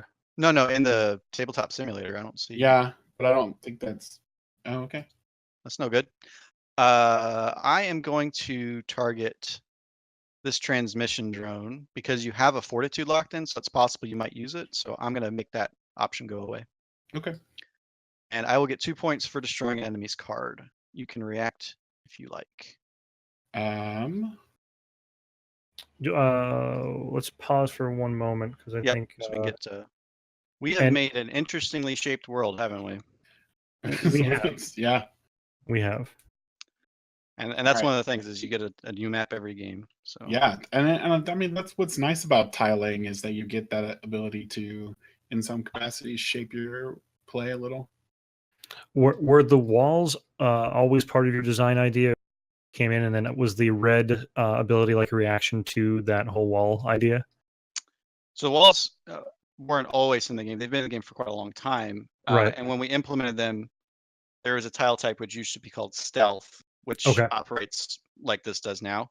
But there are fewer of those tiles around. So by increasing the amount of them, it allows you to ignore some of those things. But also the warping, those used to be called travel tiles on the Fortitude. So we always wanted ways for you to, even though the map gets large, you can still quickly close a distance or quickly take advantage of a position rather than feeling like, well, they're too far away, I can't do anything about it. Right. Okay, so is it my turn? I believe it is. Yeah. Okay, so I am going to spend both of these. Oh. And because I played when I get a reaction, right? Yes, you do. Nice. And so now I'm going to control up to 2 tiles anywhere with the matching number. And I'm going to take wills away. Get out of here. Oof. Okay. So this will go back. So this is the first time we've seen a tile token go. Does it go back to your board as a reaction?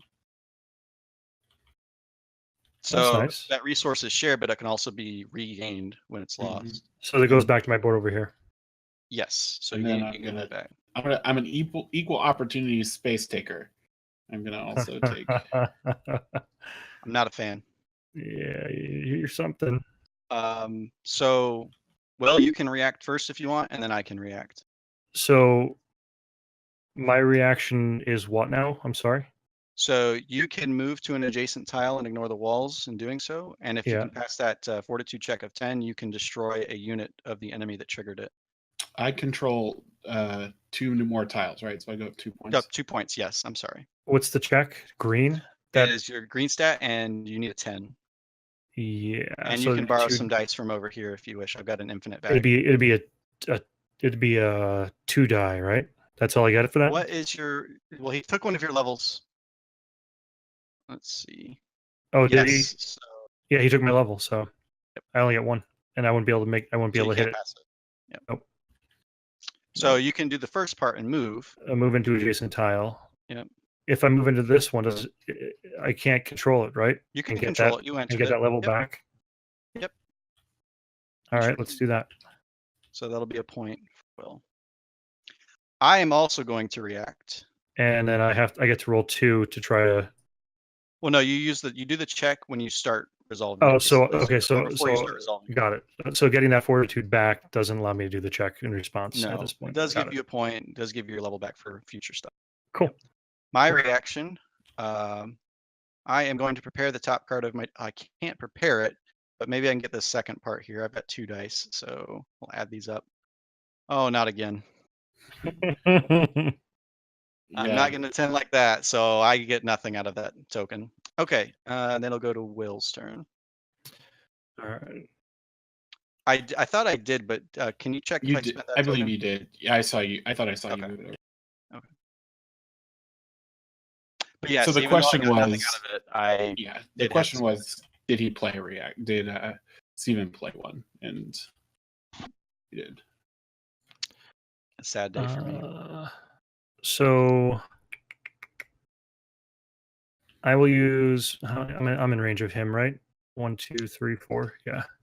Oh boy. I'm going to utilize these 2 dice to trigger draw a target active card. Okay. And this is considered active, right? Over here. Hey, anything on the table? Yep. Oh no, that's rudeness. So you just draw it, you don't prepare it. Oh, I just put it here. Yeah, got it. And you get a token for spending a boost die. And I have nothing to react with currently. So, well, and that wasn't even a destruction. All I did was pull your card. Oh, okay. The reaction is limited in scope only to destructions. Okay. Speaking again about previous iterations, we had all kinds of zany triggers in the game, and it really kind of gunked up the game flow. And now it's quite clean with just you can react or not and go on to the next action. Right. Okay. So that would be my turn. Is that right? No. Is it? Yep. Sorry, Yeah, I was last year first. loading. Okay. Really wish I had some units in my hand.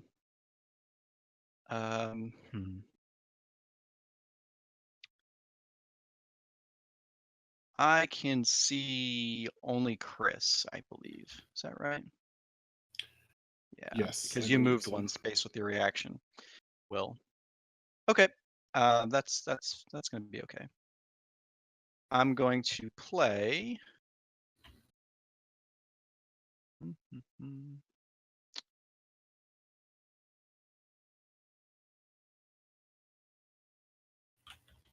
going to play Spark to Flame. Mm-hmm. And I'll go for my energy check, which is a single die. I've got a +2 on it. And I passed it. I finally passed the check. Yay! So, Poggers. which timeline card are you destroying? So I am going to destroy your Dream Monitor. Okay. And then I'm going to draw. What am I at? I'm going to draw 4 cards from your deck. And I will get 2 points for destroying an enemy's card. Very nice. Okay. Neat. So what are you going to do? Do you want to do something back to me now with your... Well, I can't react. No, but you do have some mean dice over there. Yeah, I'm trying to think if I can do much attack right. So I can get a 4. I can probably kill a 4. Problem is, I want to be able to use that boost die, I think, because it's useless at this point if I don't. Right, you don't want to leave it for last for sure. Can I keep it on the same to any face, so I can keep it at a red? I suppose technically with that interpretation, yes. It was the intent to not be. I would any say other that, yeah, face? I would say that like if you're gonna attack with this, right, Mhm. just change it to a star and it can still be an attack. Oh, gotcha. Right. Gotcha. But see, the intent is that you're actually changing the die face.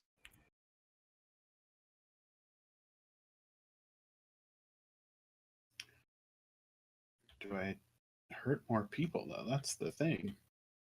Well, we managed to get you from 6 cards to 3. Mhm. So I'm feeling pretty stoked about that right now. Right. What I'm not stoked about is I can't prepare cards. So Right. I am not going to win this end of round tableau. I'm gonna convert this. I am gonna convert it to 8 purple. What's that? 5, 4? 1. Hoover What mentioned number with is it that in? tough 5 difficulty. I'm sorry, my chat like out to the beginning part of that conversation. He's just belittling me because that's the only check I can pass. Got it. All right. Got it. Well, It's fine. What do you have left? You have a wild left. Yep. And you have a wild and a blue.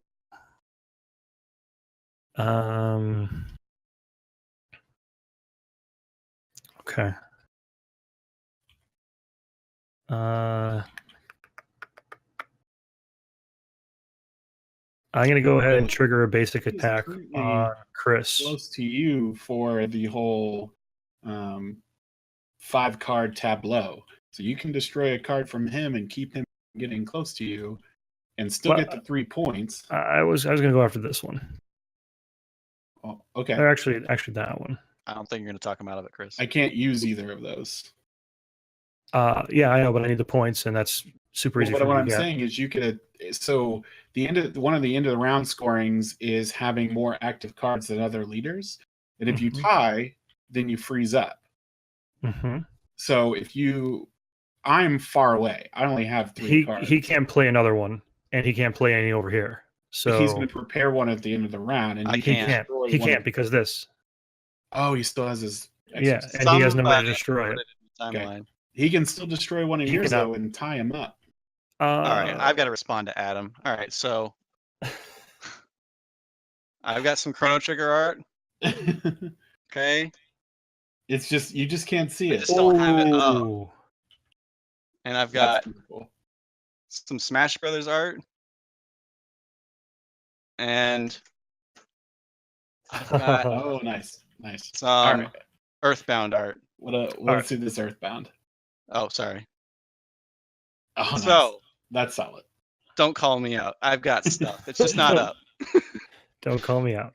I'm gonna go just a basic attack on Chris. That 4. Okay. All right. Well, I imagine unless there's no way. Unless, for you to fail yeah, that. there really isn't. So It's impossible. yeah. Oh, you gave it a good try to fail. Yeah, I did try. I did try. Oh, but man. yeah, so that gets destroyed. Yes. So that'll I be 2 points gain. for Will. Yeah. And he does have a reaction token. I do. He does. And he's got level 4 fortitude, so it's quite reliable. Yeah. So I get to warp to any tile I do not control. Mm-hmm. Okay. Let's. Within your reach, but yes. Yeah. Which again, I guess I'm fine with. I don't know. You don't have any levels in energy at the moment. There is an energy tile within your reach that you don't control. There is. Hint, but I hint. don't know if I want- There's an energy within your reach that you don't control and I don't control, so you can go ahead and grab that one. Well, you know. Yeah, you're that old chestnut. I'm sorry, I'll stop coaching. No, you're fine. I'm okay with Oh, it. you're fine with it, obviously. Yeah, Right. yeah. I feel like I'm quite I'm red trying- on this camera. I think it's the screen is. No, I think you're giving good. Red vibe. You're fine. I'm gonna move to 1, 2. We'll just tell Matt, like in the future, we'll just send makeup kits, like like full lighting kits to the people we have on stream. You know. Yeah. I'm gonna use my reaction please. to move to this. Well, I guess let me see if I could check it first. Is there a 4th? I guess I'll re-roll it. Perfect. You have a little tiny die for the extra. Oh, that's flipping it. Go for the ones. Go for the. Oh, you got it. Oh, you got Okay, well I got it without rolling that it. one. Good I am. Well, So I am going to take this one from Will, Mhm. oh, interesting. but I don't have a tile to control it. I So guess- this one says for free. okay, Yeah, so you It'll guys, come from your pool. Yep. but he doesn't have one from his pool, right? no pool is the Like from your, like Oh, you'll okay. have a stack in real life of 15 of them. I got it. Yeah, but I'm still at the max level, right? That doesn't drop me. Do you have at least 3 of them that are? Yeah. Yes, so you're 1, still 2, max 3. level. I'm still max Your level. insurance policy has paid off. Yes, good. Good. That was my reaction. Okay. Good. Neat. Neato. So that would be to me then. Yes. Mm-hmm. Well, I just got all kinds of cool cards. Yeah. Start playing them on Will. Can I get to him? Look, Chris is just adjacent. I don't think I no. can't You can't. get- There's no I all those can't walls, get to baby. him, man. All those walls, baby. Oh, I know what I'm gonna play. Rip. I'm gonna play Preserve the Constant from your deck. Oh, he is. Yeah. I can play this as a card in any group and treat it as a unit with 4 defense. Okay. Units in this group cannot be played into or destroyed from the group while this is sitting here. Oh, okay. So you're locked down. So these Okay. 3 guys are locked in. You could destroy this and it would count Mhm. for you, but these Right, guys you so can't touch. Will, my strategy of you destroying one of his cards to not tie you on your tableau would have been a good thing, huh? No, because I can still destroy that one. Well, go for it. well, go for it. Oh, and Crystal has I- that star, so we'll see it. I control the tile. Did you give me a point for that? I don't. Oh, just now. No, I did not. Yeah. Sorry, go ahead. All right. Bad So this is scorekeeper, I'm sorry. this is essentially Okay. you have one more turn following this one, Mm-hmm. whereas Chris and I We are all have a star die basically to spend. yeah. But these are our last turns, And I'm Yeah, next. Chris, you're next.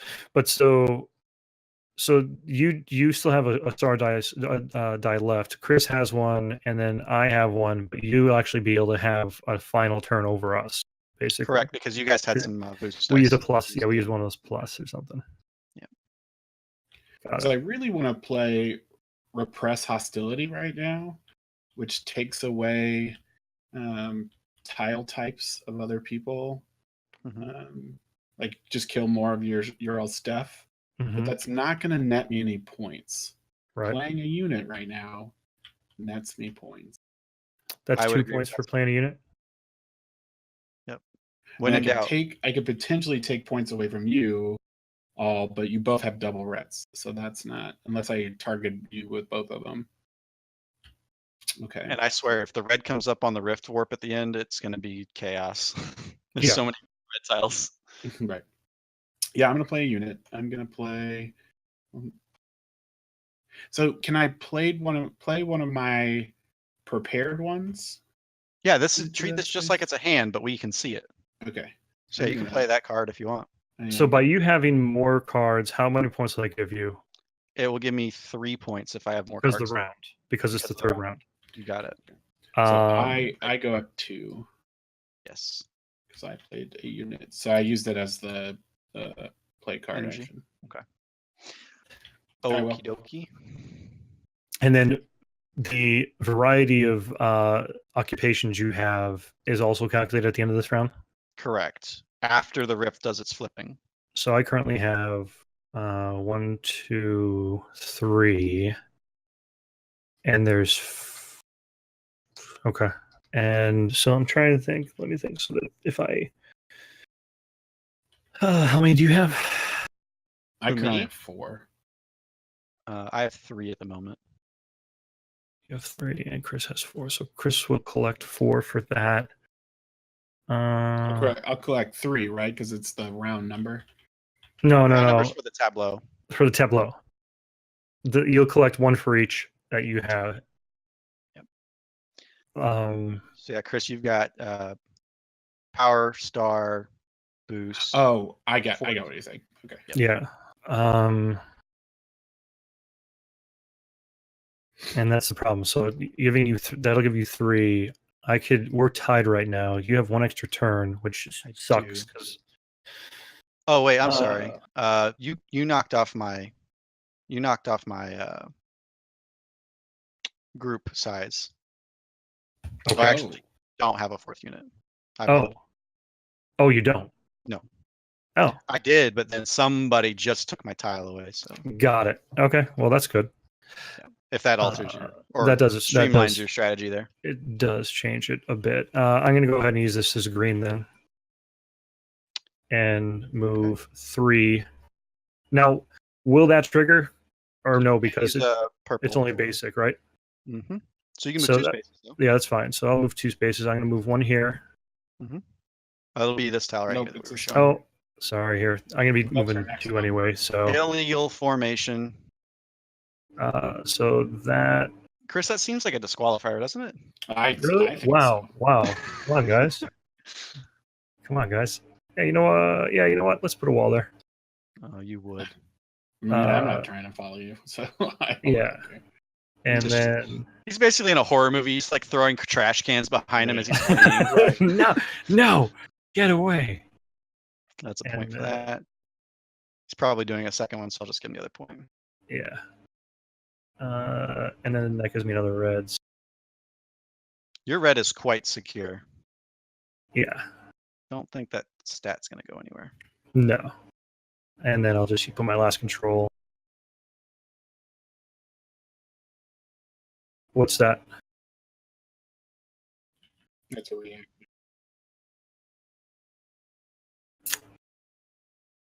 I get points for controlling it, and he goes up 2 points.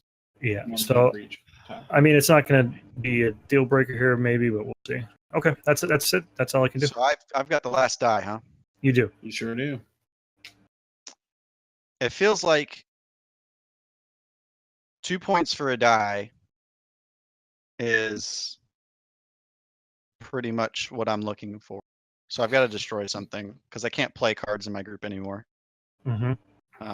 Because of my preserve. So I've got to try and destroy. You're obviously not going to win the tableau, Chris. So I'm just going to harvest some points from you. That's fine. I mean, you can get to him anyways. Maybe we'll see if I actually. Yeah, I was gonna say you got to roll first. Yeah, it's not been going so well. Actually, I could explore. Yeah, two short thing. Two. Explorer give him 2 short points. This is here's the thing. Yeah. I need to redeem myself. I have not landed an actual attack Okay. this whole game, so I'm gonna go I'm down. for Come for me. I'm gonna go for your Esper, which is a 7, and I've got a +1. Please. Oh, for the love of God, I There you got go. it. That's it. That's it. All right, so I get 2 points. I kill your unit. So I tie with Will at the moment, but Right. not for long. That's all of our dice. We don't have to do the whole hand reset thing since this is the last round, but if Right. you can prepare a card, go ahead and throw one down. It doesn't even matter which one. Yeah. So that. Yep. So that'll get you a 6th card. Yep. Okay, and let's look at the Rift. Come on, power. So I gain an energy. Remind plus. I don't think I lose a type. That's actually new to me. I think that's all of those actually. So yeah, we're good. Yeah. All right, points. Starting with me, I have power, energy, fortitude. I've got 3 tile types, so I'll mark that. Okay, and Chris? I have 4. You still have 4. Darn. And Will? I have 3. Okay, and then you also have the most cards, so you get 3 points. Yep. Making it 25 to 23 to 20 for the final score. Yeah. Yep. He still squeaked it out. That was I sure did. massive second round. And so taking, I could have technically used the attack to try to take one of his territories away, which would have taken 1 point away from victory from him. Mm-hmm. You also could have, I don't know if you noticed this, but you What's have that? a blue energy, and this one was a white cross, and you don't have one of those. Yeah, that was also part of it, but still, it would only put me at 24. Well, but I would have been at 24 because you would have taken. No, that doesn't take. It just those are just doesn't take 8 points from you. If you could have targeted something. Correct. Yeah. If I attacked but- you last turn, Right. and taken one color away from you, Yeah. and then, but I mean, saying that in this game, there's a pretty big element of chance. So even going back on strategy, if he rolled like a rift change, everything could have been completely different. Right. You know what I mean? But really like how the skirmish works. I'm actually really excited to try the solo aspect of this. Yeah, I am too. Yeah, the solo works on, so the AI is still using dice, but there's a dice programming system, so they have unique actions for each face, and they do them in a priority order. So basically, it has its favorite type, its favorite die to spend, and its least favorite, and does it in that order. Right, and you basically, and it's like you said, it's a branch campaign. So at the end of the campaign, you sort of have a reward system where you can choose your victory condition, right? Kind of. You Okay. have objectives, and based on which one you meet, you're just told what happens. Essentially, like this is the Okay. result of that thing occurring. Okay, so the branches you sort of, is there a reveal like at the beginning of the module, and you could try to move toward that outcome? Is that how it works basically? Like basically, yeah. So there's a narrative that's about a half page of setting the scene. This is kind of what's going on, and you can kind of make your assumptions as you're playing, like, well, what's going to happen if we can accomplish this or not. Right. And then you actually get to see, and sometimes it doesn't quite go as planned. Things can start backfiring. It's like, for example, one of the demo stories is an all versus one chapter. Okay. And you might corner the one player and snuff them out and take all their resources, but then it turns out that they actually get desperate, and like a cornered animal, they lash out and start destroying your units, and they actually take some of your units out of the game for the rest of the campaign. Oh, like that. No, it's like you said, the Soft Light. legacy. Soft Yeah. legacy. I should have said legacy light to go with the 4x light. Yeah. Yeah, triple L. 4x triple L. Man, I blew it. I just totally blew the branding. Right. You messed up. That'll be a reprint thing. Yeah, there you go. So it's like it's 4x triple L. 4x light light legacy. Oh man, that's a good call. But yeah, so or that's 4x triple L light legacy. Excellent. So does anybody in chat, before we part ways to this evening, does anybody in chat have any other questions for our guest Stephen and his campaign, or any other questions about the game? We actually wrapped up pretty early here. The lore stuff really has me intrigued. Going into a solo version of this, it has me very intrigued. You leaked a little bit of information out tonight, which is awesome. But Whoops. but the other thing that I'm going to ask you, and stop me if it's too much pressure, but have you even have you examined the idea of like an RPG, like a pen and paper RPG, to go along with this?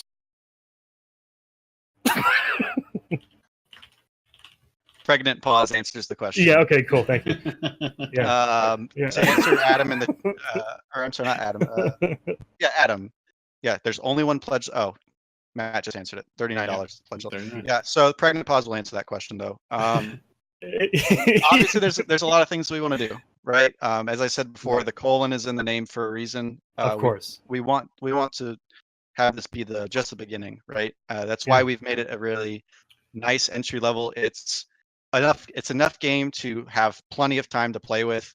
Yep. Just the scripted content is over 100 hours if you want all the endings. Absolutely. Right. But even that still is scratching the surface of what we want to do. And I'll tell you what, the one result of a Kickstarter, especially a successful campaign, is just the exposure you get from a successful campaign. Lets you examine all these different avenues, and I think that's what you brought up earlier. That feeling of like relief that okay, it's done. Well, it isn't. Like there's a bigger boulder in front of me, and a bigger mountain to climb. Right. But like we talked about earlier in the interview as well, the excitement that's behind that, and the fact that now this little baby that you've nurtured for years is growing up. Yeah, he's a little man, and once you fulfill the campaign and you go through those pains, because you know how that's going to go, then it takes you to the next stage. Maybe now your IP is a teenager, and it's time to really explore. It's adulthood. Yep. And that's one of the cool things about being, I think, a designer is that that little idea baby you end up having turns into this whole thing. It takes a life of its own. It's exciting because there's this rule of social interaction that you'll see people quote online. They just say, as a creator, all you really need is 1,000 fans. And if you can have 1,000 diehard fans for something, then you'll always have an audience and people that will support you enough to hopefully fund each of the things, whether it's Kickstarter or not, whether it's just you have a podcast or a Twitch channel or whatever. Correct. 1,000 fans are usually enough to get you by. So we are actually moving towards that number. So I am really excited because that does open that opportunity for us to do exciting things. Absolutely. Well, I think on behalf of Geekspiel, Chris. Oh, Chris, go ahead. I was just going to say, did we want to do a quick recap of what we liked about?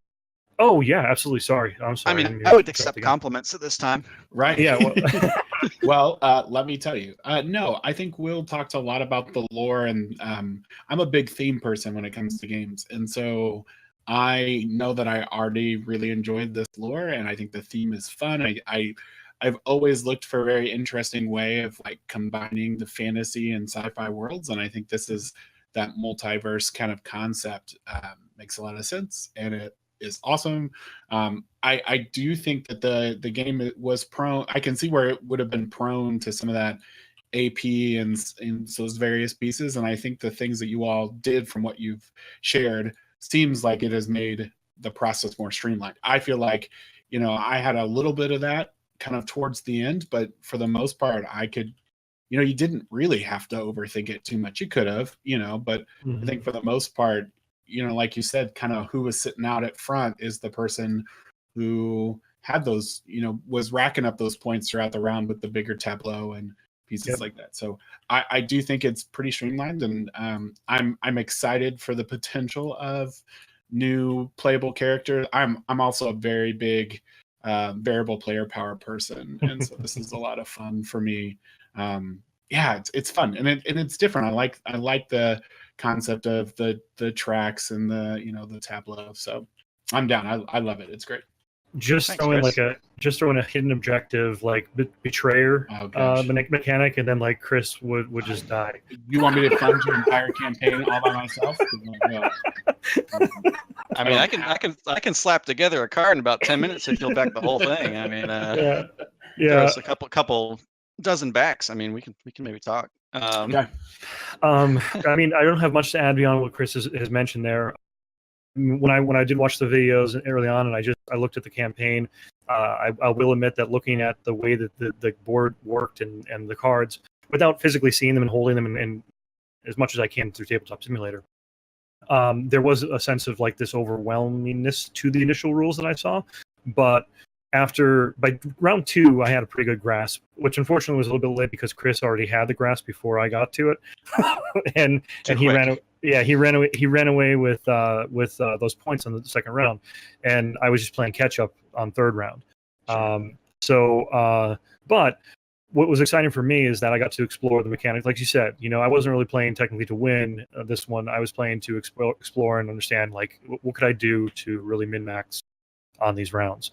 But I love the way that the action points work, where you roll them and then you get to roll them again. It's not like it's set in stone. Right. Okay, oh well, I'm going to do this every turn, or it takes away from those players that like to have like a set strategy, because then they have to think on their toes. Yes. Oh well, okay, I have these actions this turn that I can do. Well, shoot, I was thinking I wanted to do this, but I can't do that now. And the plus dice are interesting too, because it gives you a slight advantage at a pretty massive disadvantage, in that you're utilizing 2 dice to just get 1. Right. And especially later rounds, that's pretty detrimental to a win condition. Yeah, I was gonna say with mine that made me scared, because I was 2 dice, but I got 2 points out of it. Right. And so would it? But the green alone could have done that for me. Yeah. By having so. And the balance that happens within the tokens that you're managing, well, cool, because just like Matt in our ear said, like third round, hey Will, are you sure you want to occupy that extra land territory, or that extra hex, or do you want to hold that back to react from something somebody might do? And then in your head you're like, well, I hit you with that exoskeleton early game, so sorry about that, but it did lock you down for most of the game. I forgive you. And that's a pretty cool, awesome card. And the fact that I always like the ability to reach beyond, playing in front of me and having to worry about, another player playing on their turn a card on my tableau. Right. And because that's a cool interactions across the table beyond just like the conversation is a really cool effect. I like how that was implemented. Was that a later implementation, or was that an iteration or an early card? That card in particular has had many iterations that were all basically screw your neighbor mechanics in some way or another. Preserve the Constant is a more recent adaptation that then goes into the group. You can actually use Preserve the Constant offensively, by the way, because if someone's group is like, if you kill all their units, you can put Preserve the Constant and they can't play units in their group. Ooh, so that's like their only unit. So you can use it defensively and offensively. Yeah. So basically, we wanted to give a group option for the David Network to also mess with people's tableaus. And to that point about, interacting just beyond the talking, we definitely didn't want a situation like you see in some games where essentially you're playing multiplayer solitaire, right? You're just sort of, right, I'm doing my thing more efficiently than you, but I'm not actually directly affecting you at all. Right. So we definitely then it turns into a situation. I think the turn timings work out really well too, because that's another thing that ends up creeping into some of these higher games, where me as a player, I might be taking a 15 or 20 minute turn every turn. That wasn't the case here, especially once we got the hang of it. Done with our 2 minutes. In most cases, except for me, I was a little bit slow on the uptake in the beginning. But later on, we were flying through our turns, and that was awesome to see too, because there's so many times where you play these higher strategy games, and like you said, this is a 4X light, where those turns alone might take 30 minutes. I've seen games where they take an hour. I mean, good example. Last month we featured the Game of Thrones, right? Chris, what returns like in that? Oh god, like there weren't roll 4 dice and make 4 actions. No, they're like, I gotta muster 14 troops over here, and yeah. So I think it was very well executed. I know that this is the second launch of it, and I know you learned your lessons from the first launch, obviously, because this is phenomenal the way it's streamlined. The extra playtesting you're able to do, and also the implementation, obviously work very well. And Matt is also throwing up in you guys 19 backers, I believe. Oh, yeah, I did see that. That's awesome. So Let me take like 5 seconds real quick, and I'm gonna yell names if that's okay. I No, know it's fine. we gotta go soon because I think the Rift is sucking up Matt's computer's processors. Right. I think Matt's I computer think it is. loading right now. I think it is. Let's see, I already called out Lucas, Anna, Stephanie, Will, Timothy, Charles. That's the only new ones I see at the moment that I haven't shouted out yet. But Yeah. thank you to all of That's them. that Will one was me. Oh, That Will's yeah. over here. Yeah. Like, thanks, Will. Yeah, you're very welcome. Yeah, okay, come on, Matt. I didn't lose that bad. Just because I wanted to highlight it on stream, Matt said, even with you losing so bad, you wanted to buy it, and Will. I wasn't going to repeat that. So that I was going to make sure. I was going to make sure I was going to hit that day. So Right. yeah, it looks good. So again, thank you for being a guest on Table Crashes with us. We appreciate it. Thank you to everybody who watched this evening with the little hiccups we had technological wise. And we will be back. We may be back next Wednesday. I think we have some stuff going on, but we'll let you know in Discord. By the way, jump in our Discord, follow our Discord, participate. We're always looking for pickup games throughout the week, and we'd love for you guys to be a part of that community. And is there anything else you want to leave with, Steven? Yeah, anything else you want to plug while you're here? We have a Discord, so if you want to come play this game with people, just go to VatalES.com/Discord, and it will forward you there. Awesome. And if you just go to VatalES.com, it will also give you a link to go to our Kickstarter page, or you can just search Infinities on Kickstarter. It's $39. There's one backer tier, simple choice. Do you want it or not? But there's a lot of content, I think, in that box for $40. I agree. Yeah, I agree. It's kind of a no-brainer for what after your experience and everything today. Definitely worth that price point. All right, Chris, thanks for playing tonight. Yeah. Again, everybody, thank you guys very much. Have a wonderful night. That's it for Table Crashers. We'll see you soon. Bye. Do y'all